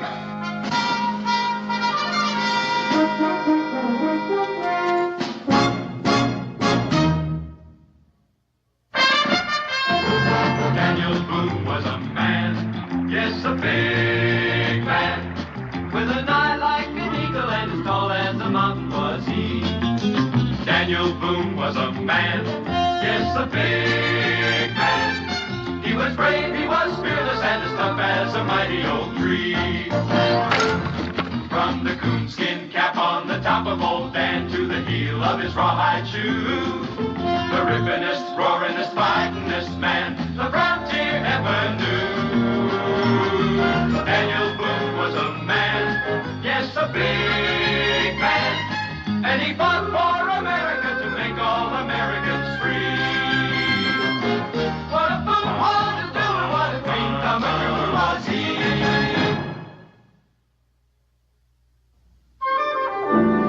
See them chicken scratchings? They crossed out the 50 and made it 10. Everybody else got 50 acres. But Sergeant Molly, 10, just 'cause I'm female. And me the best matros in Weber's artillery. Metros? Cannon, you fool, cannon! Well, we didn't have many of those around here, Sergeant. What'd you use? Spit? I guess we were lucky. If you want to see this land, I'll be glad to take you. But you're not planning on farming it alone. I fought the British, didn't I? Well, let's get to it. I'd like to get Kate settled in. Oh, is Kate your daughter? Now, what would I want with a darn daughter? Kate's my cow. Oh, Miss Malone, Sergeant, I believe you owe me for the rum. The Congress will pay. I'm entitled to my ration. Bitte, bitte, ladies, please. I fixed them all. Don't rush. Just remember which one is yours, huh? I fixed that one easy. Yeah. This here's Kate. Thank you. Hey, Kate. You there? Oh, yes, ladies. I take care of all of you. No rush. Plenty of you there? Emma, you there. Why is it so hard for you to remember my name, huh? Herman Blödel. Maybe she don't hear so good from all that boom, huh? All right, please, what do you want? I have all these customers already. I want my goods. Get up there and hand them down. Yeah, Emma, you there. I ride over 200 miles with that woman. Oh. She has only 2 words for me, you and there. Try to talk with her. Don't smile. Don't say nothing. Only you there. This nichts. You're still a Hessian.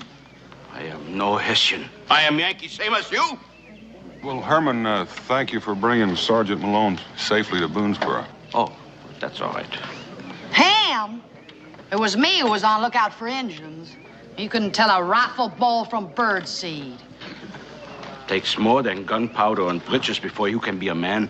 You're lucky I didn't have you notched in my hindsight, Tinker. Let's move, Colonel, before he shows me the whites of his eyes. Any charge for the freight? Good riddance. All right, ladies. Herman the Tinker's here. Hessians never could have bought 'em. Leastways a tinker who didn't have the gumption to fight against us. What's going on, Katie? Well, you know, Sergeant, I figured he just might have been on our side. Now, I know you fought against the British, but you have to admit you did have a little bit of help. Your land is still quite a ways from here. I can still keep up with the infantry, Colonel, and I took my own pack. Come on, Kate.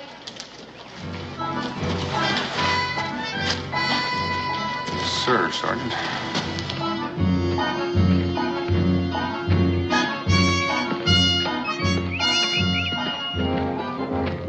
Getting tired, Colonel? Oh, no, I'm just thinking about the cow. Oh, don't you worry none about Kate. How about you, Sergeant? Me? I'm used to marching 20, 25 miles a day, pulling cannon, too. But I gotta allow for a Colonel, you keep up good. Thank you. Thank you very much.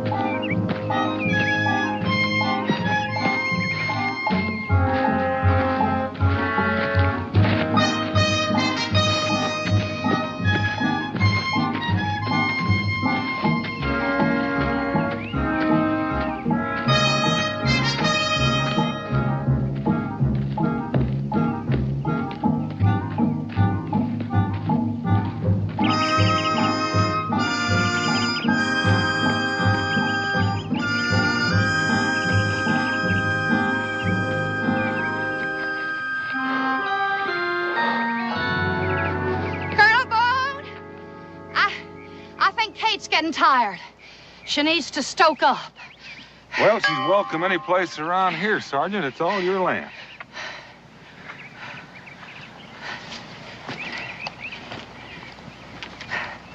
My land? Now, there's a little cabin over that ridge that goes with it. It's gonna take a little mending, but it'll do. My land. Ain't exactly overflowing with milk and honey, is it? Well, there's one sure thing. Won't be raided by Indians. Ain't nothing here they'd want. Well, what is it you want? My rights. Same as any other veteran of the war. Well, tell me, Sergeant. Did you ever do any farming? Farming? You poke a hole in the ground, bury some seed, and you got taters. That's what it is. You trying to tell me I ain't man enough? All I'm trying to tell you is that it's not any lighter farming by yourself than it is soldiering by yourself. Well, I ain't no marigold. All right. I'll admit that you had me wheezing like a bellows tromping all the way over here, and I'll take your word for it that you're the greatest madross that was ever in the Continental Artillery, but tarnation, Sergeant, you haven't got your rank stitched to your hide. We sure could have used you a cowpens, Colonel. I can hear you bellowing, charge! Be a pure pleasure storming the stockade with you, Boone. I mean it. Be a real honor. Well, Sergeant, I'll tell you one thing you can count on. It's customary around here for the settlers that are already here to help the newcomers get settled. They do? You can also count on them inviting you for lodging until you do get settled in. Well, that's real neighborly. Yes, my wife, Rebecca, would be real proud to have you stay with us. Your wife? You hitched up? Well, I'm proud to say. War sure robs a man of his powers of reasoning, don't it?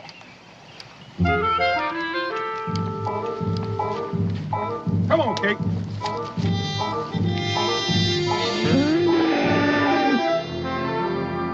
Handle cartridge. Ram down cartridge. Prime. Take aim. Fire! Boom!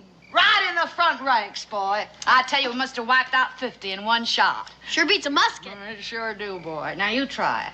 All right. Handle cartridge! Ram down cartridge! Prime! Take... Time for bed. Oh, Ma, I was just getting the hang of it. You heard your ma, son. Say goodnight. Night, Pa. Night, Sergeant. Pleasant dreams. You're gonna make a first-class soldier, boy. I am? Yes, sirree. That's the trick. Following orders.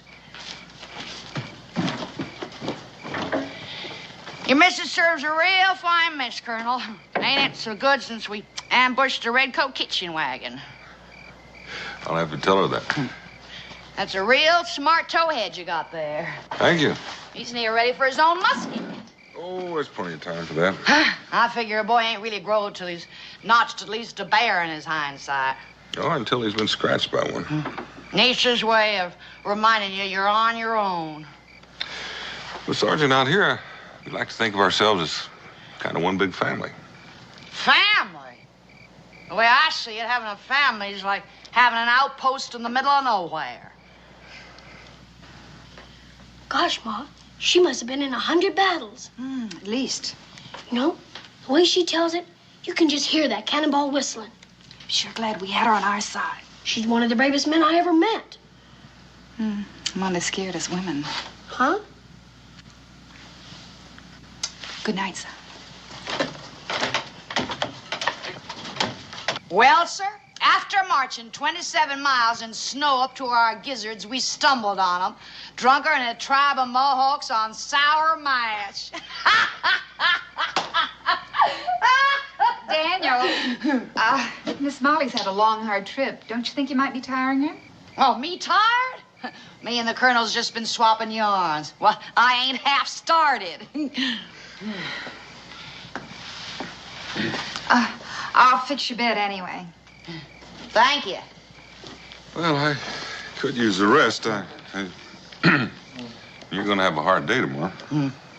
I think I'll just sit here a while and do me some musing. Well, about your land? Nope.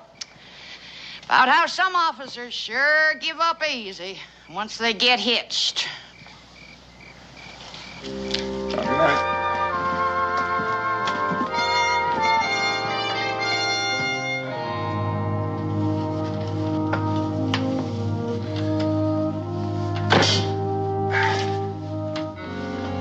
What do you think of her?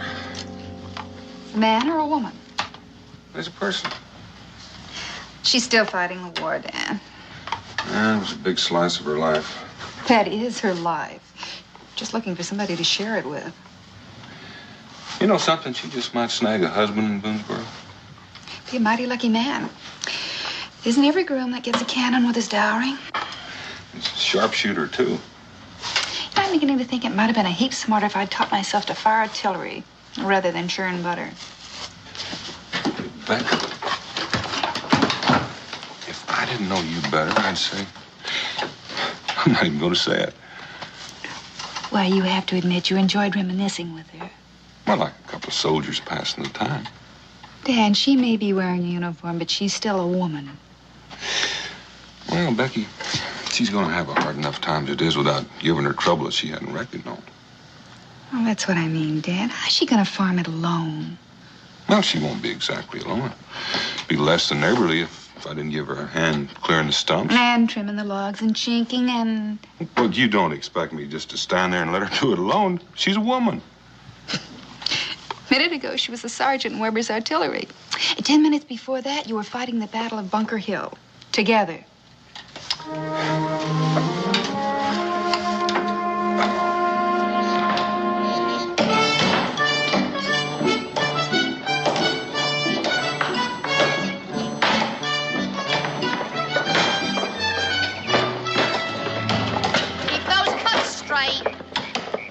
Yes, sir.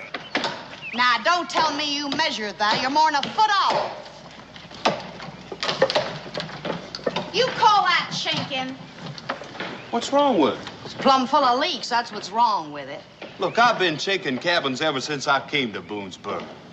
Maybe you ought to learn a new trade, boy. Sergeant Molly? What do you want, Kate? Bring her over here, son. Come on. Does she look all right to you? Kate? Yes, ma'am. Well, how's she supposed to look? I'm not claiming to be any expert about cows, but she does look a little poorly to me. If this weren't my cow, I'd say she was going to be light in June.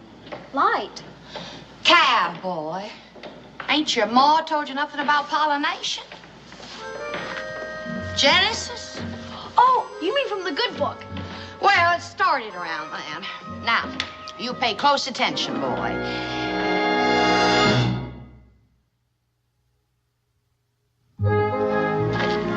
Where you fellas heading? Looks to me like we've got an hour's sunlight left. Sure think of better things to do with it. Ain't nothing we can do is right. That's right, Daniel. We're quitting. Yeah. Well, I admit she doesn't exactly scratch your back, but is she all that bad?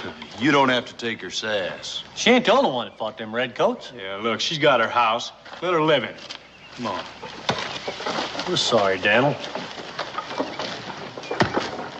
Hey! Where are you going? Well, it looks to me like you just lost your company, Sergeant. I knew they'd turn tail for a sign of fire. Laziest louts I ever drilled. You call that chinking? Wouldn't surprise me none if the whole place blowed away. Well, don't you think those men know what they're doing? How do you figure Boonesboro got itself It's a built? wonder it's still standing. Molly, these people are your neighbors, and they've taken time off from their own chores to help you with yours. I ain't no female going around curtsying to every male critter that passes through. But they expect me to do lick their boots? Well, would it have humbled you too much just to say thanks?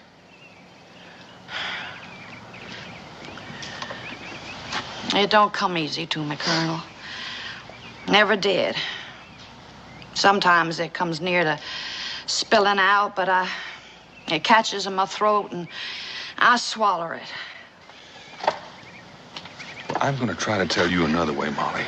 All those folks out there, they've got pride. They don't expect charity. They don't ask for it, and they don't get it. And when they need help, it's given, and they give it back. Now, you're going to need a lot of help farming this land. I got all the help I need with you and your young'un. Well,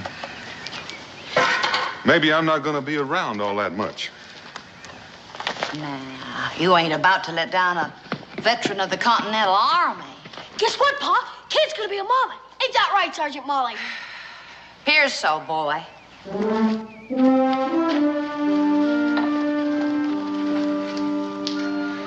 Well, that's one thing she didn't do all by herself.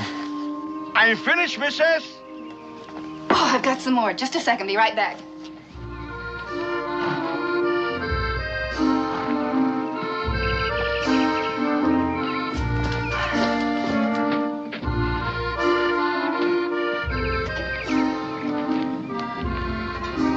Mr. Bloodell? Hey, Blood. Just call me Herman.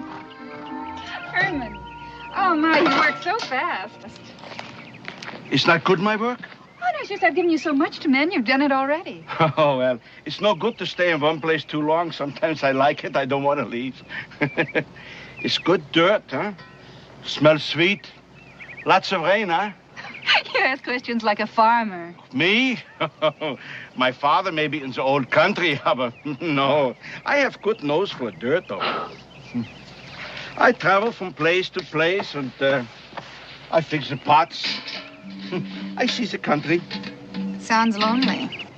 No, I have Wolfgang. He's a very good listener. I talk and he listens. Sometimes I yodel.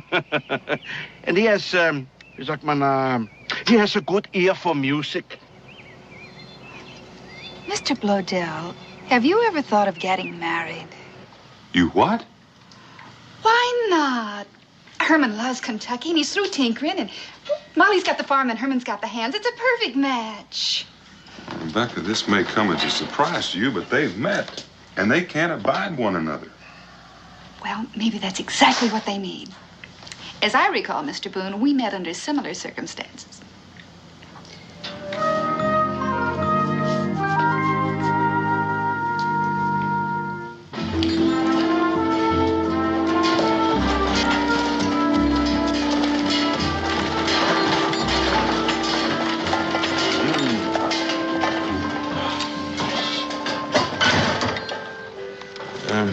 Maybe I ought to go up there and talk to her first. I think it's a waste of time here, Boone. There's no harm trying.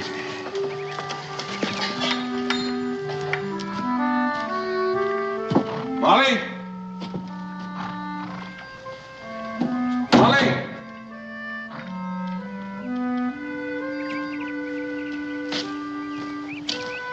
She's not here. Maybe we go, huh? No, you stay put. She might be around back by the brook. Yeah.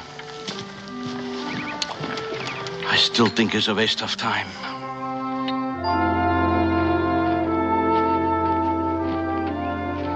Hi there, Sergeant. Top of the morning to you, Colonel. You're looking mighty rosy and fit. I feel as skittery as a gun-shy drummer. Let's get on to the cabin. I'll pour you a mug of rum. Well, can we have a little talk?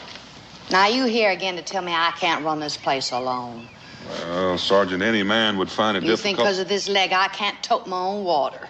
When I didn't say that, but that's not a bad argument. Well, I don't aim to jig on it.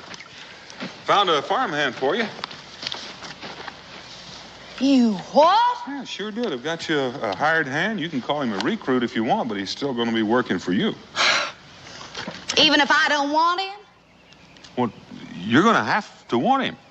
This my property or ain't it? Well, yes, it's your property, but you don't have the right to go around endangering yourself. The settlement council has enacted an ordinance against it. What ordinance you talking about? The safety of every settler is the responsibility of the council. And who's on this here council? I'm it. I figured that. Now, hold on, Molly. Apart from this farm, there's foraging Indians and wild animals. Now, any woman alone. I ain't any woman. I'm a sergeant.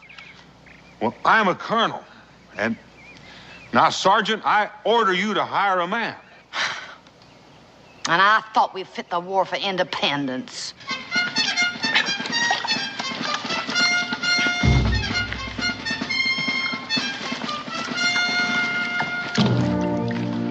What's he doing here? You asking me to hire a Hessian? I told you it was a waste of time here, Boone. Now, you're taking Mr. Bladell. Blödel. He's the only one in the settlement willing to hire on, and we can't spare any men to come out here and protect you. Molly, it's the only choice you've got. What you there willing to work for? Well, now, we can work that out. I do all the work. I clear the trees, I plow the fields, I plant the crops, I even fix your house for you, yes? What do I do? Reap the harvest.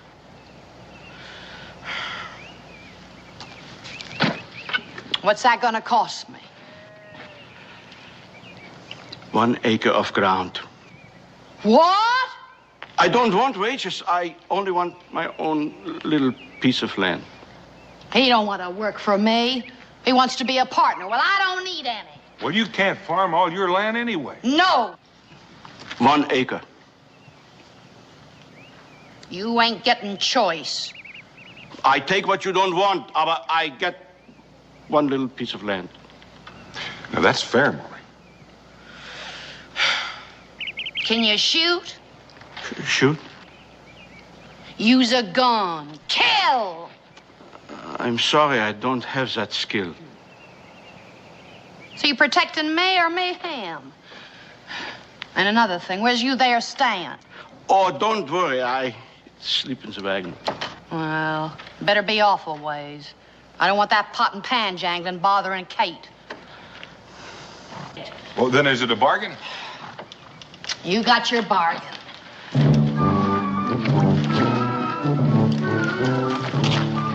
You've just got yourself a piece of cane tuck, Mr. Bladell.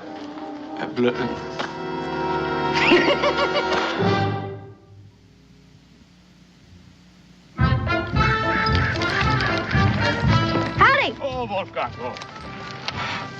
Well, howdy. My name's Israel Boone.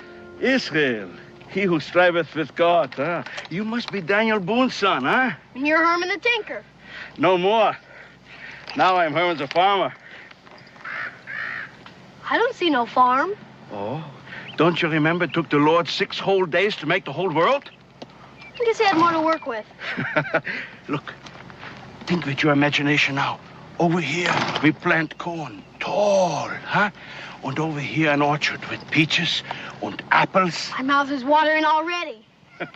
Mine too. But you know, right now, I settle for just a nice cold drink of water. I'll go fetch it. No. Wolfgang, we're gonna get some water.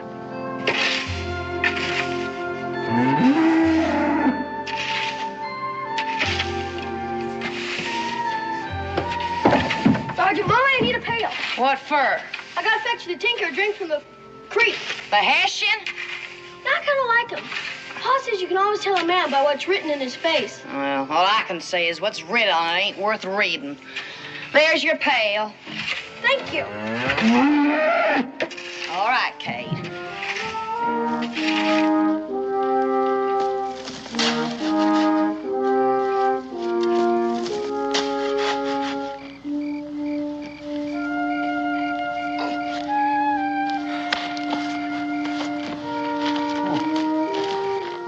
Here, let me. Your leg? You don't have to remind me. I got a Hessian rifle ball and I need to do that. But very soon you don't have to walk so far for the water, huh? Be right by your front door. And Christmas in July and daisies in the window box.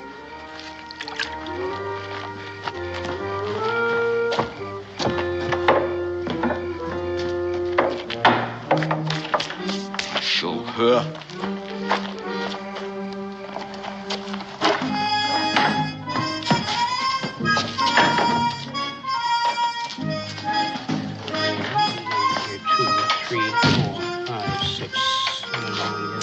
Seems you could pay more mind to trading than them chicken scratchings in your book. Well, I ain't seen you around here in a while, Sergeant. I ain't been around. Give me a mug of rum. Mug of rum. Speaking of chicken scratchings, it seems we have a little account to settle up. You think you got a poor veteran in your clutches, don't you? Well, I'll tell you the particulars right here. Let's see. There. Now, 1 plowshare, harness, butter churn, cookware, gunpowder, rum, traps, You leave flour, anything cheese out? press. Well, it seems to me you got about everything else except dress goods. Perhaps the matros from Weber's Artillery would care for a swath of gingham?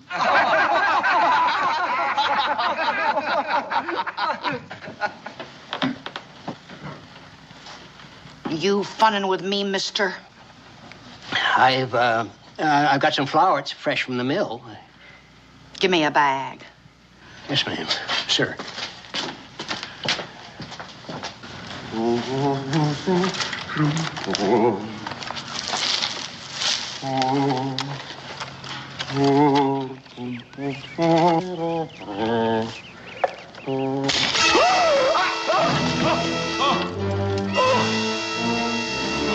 Was?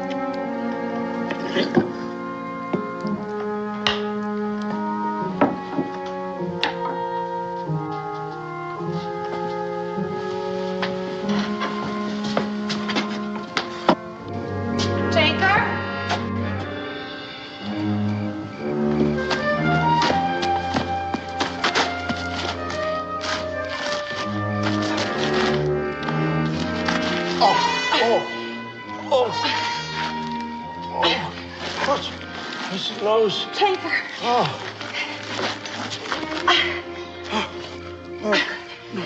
No.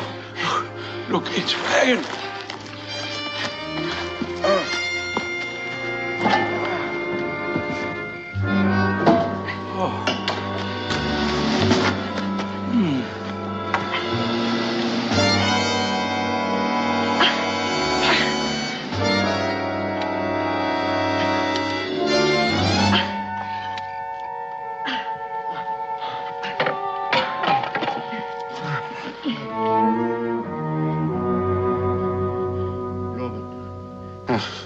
Schöne Blumen.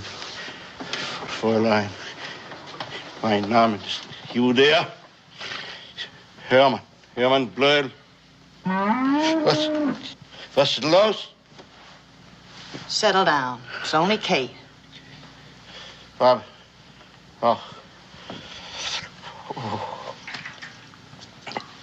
Hills there. Not so high as in my Bavaria. Have I good nose for dirt?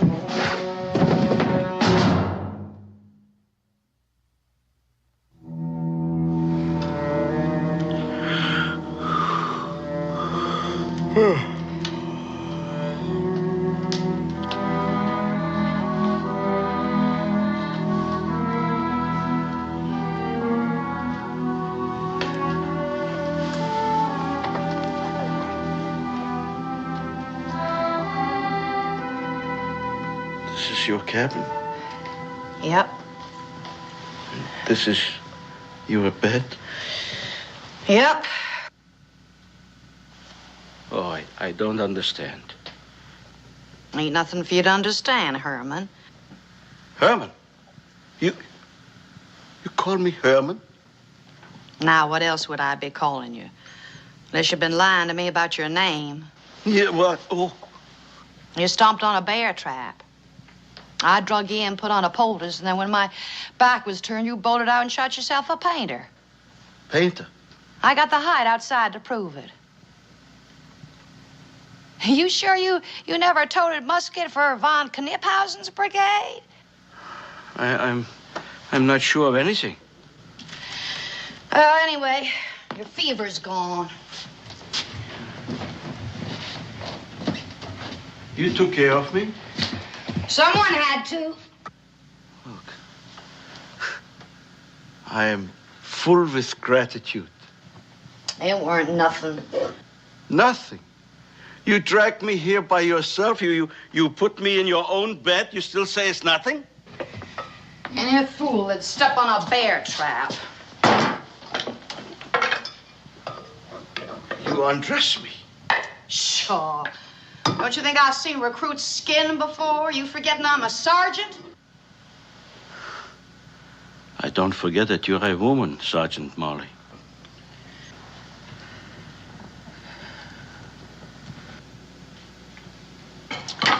You better get something inside of it. And a good woman.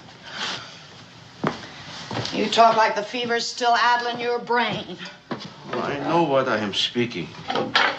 It's not the fever. You gonna eat something or ain't you?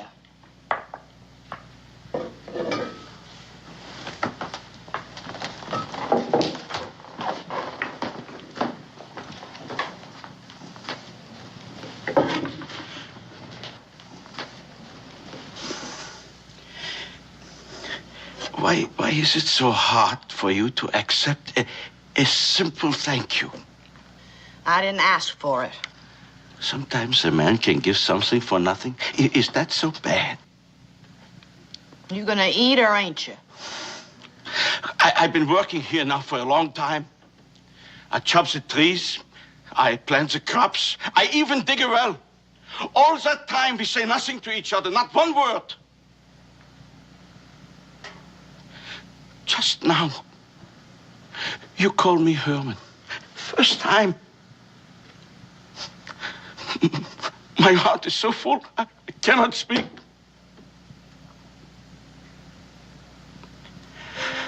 Don't you know what I want, Molly?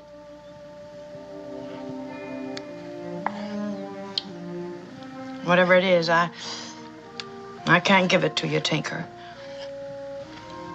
Please, try.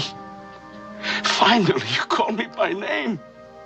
It's a good beginning, no?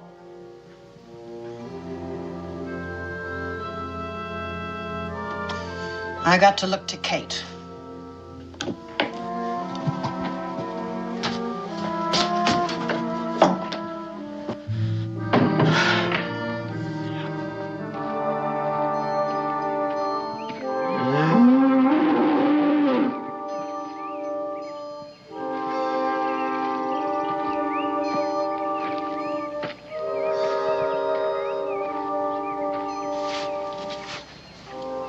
You look as bad as I feel.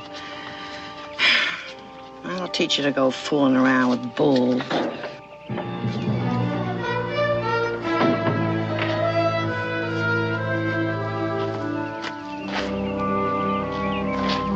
Where do you think you're going? I'm fine. You shot that painter clean through the neck. I did. With one shot. Was I not so big a man when I clear and prepare the fields, huh? When I dig the well? Did I have to stand up to a wild animal before you know who is it, Herman Blurden? Hmm?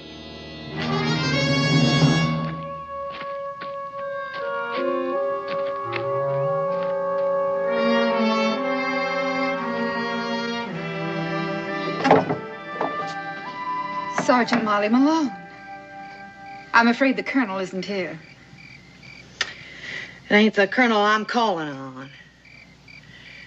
You mind if I come in and talk a while? I'd be pleasured.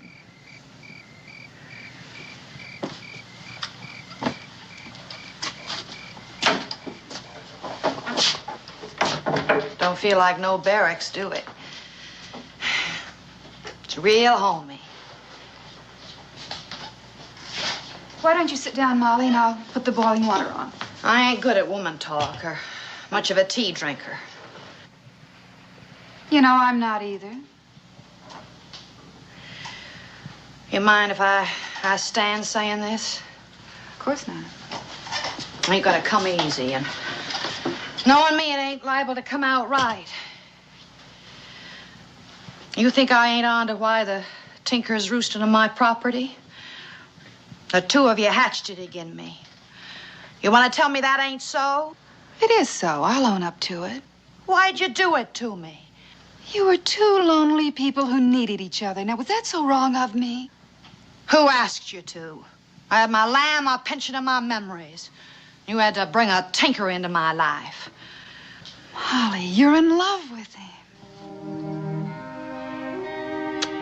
With a Hessian. I'm a traitor to my own country. But what good'll it do? I couldn't hold a man if I caught him in a bear trap. Which I did. Molly, you're a handsome woman, no matter how hard you try to hide it. Don't fun with me, Miss Boone. Fun with you? Do you know what it takes for a woman to admit that she's afraid of losing her man? I was jealous of you, Molly. Jealous of me? You mean the colonel? I was feeling left out. We just had musketry and tactics to talk about. I wasn't jealous of a soldier, Molly. It was a woman. A real pretty thing like you, jealous of a rusty, broken-down old cannonball like me? You think I'd bother with matchmaking if I wasn't? Look, I want you to look at yourself. Now, do you think Herman fell in love with your patch of ground or with your war record? Molly, we pour some vinegar through your hair and you brush it in the sun, it'll shine up real nice. And it's amazing what a pinch of flour do for a shiny nose.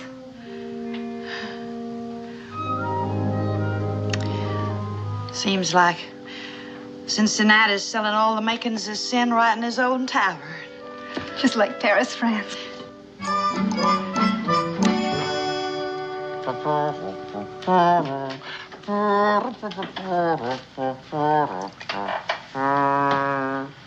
Another jug, please. Sure you haven't had enough? I want to be drunk, and then I will have enough. Appears to me you're there already. Oh, Herr Boone. Would you like to drink with me? No, thanks, Herman. Young Kiddo came to town, came to town, came to town. Young Kiddo came to town riding on a horse. That a Hessian tune you're piping? Hessian? What is the matter with you? You don't recognize it? That's an American tune. Well, the way you're carrying that tune, lad, you're liable to wrench your back.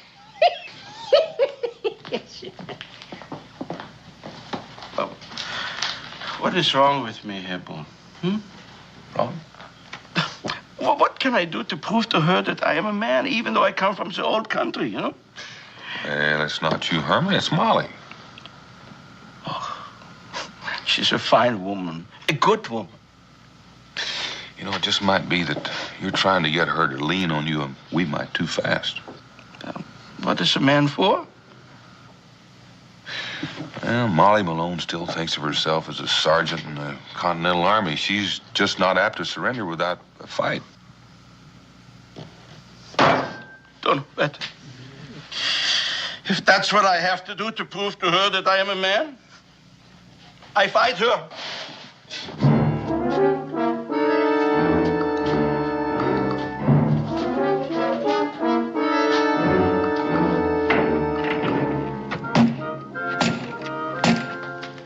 Who is it? Herman, the Hessian. Opens the door, I break it down. You drunk or something? Open up the door.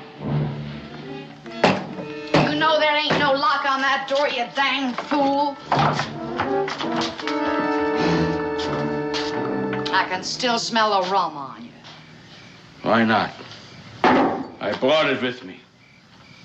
You could be shot barging in on a woman like you done. Woman. You're a man the same like me. Maybe better.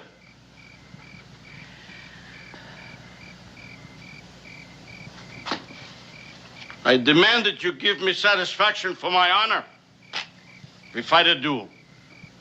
A duel? Muskets at 20 paces. You can't see 20 paces. Then I die. If you think I'm gonna blow your head off. Why not? I'm a Hessian, no? I'm your enemy, ain't I? Go on home, Herman. No. I know what I am. I don't need you to remind me. Go on home. I don't know what I am. I used to think a man is a man because he plowed a field or he digs a well. But maybe here in Kentucky it's different. I want to know that Herman Blödel is not afraid to die. I want to be so good a man as you, Sergeant. So fight me!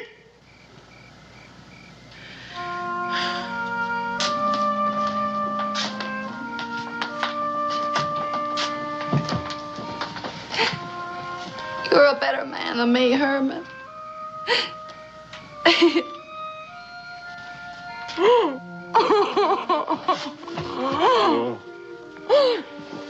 Why? A woman's got a right to blubber once, don't she? Every right, Liebchen. Every right.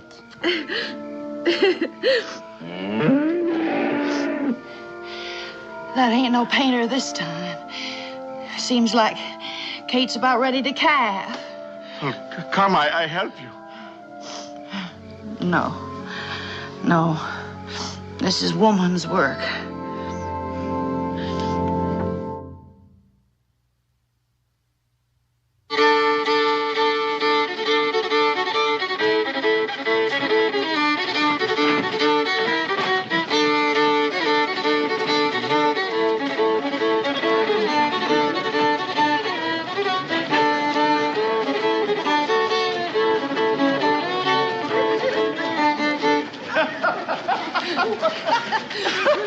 Another one, huh, Molly? With all them guests to feed. Well, You sure made a nice spread of your property, Mrs. Blowdell. Brutal. I had a little help. Yeah, you sure did. Well, I'm going to go over here and have some of this cake. Boone, Mrs. Boone, have you tried any of Molly's cake? Huh? It's delicious. Kuchen. Ja, Kuchen. Und cheese? Und cheese. Oh, Molly, you are the one. Excuse us, please. Huh? We go take care of our guests, huh? You know, it's hard to believe that she was once the greatest Madross in Weber's artillery. And I hear she's even given up rum and tobacco. How did you get her to give up her uniform? I reckon there's a woman behind every soldier, Colonel.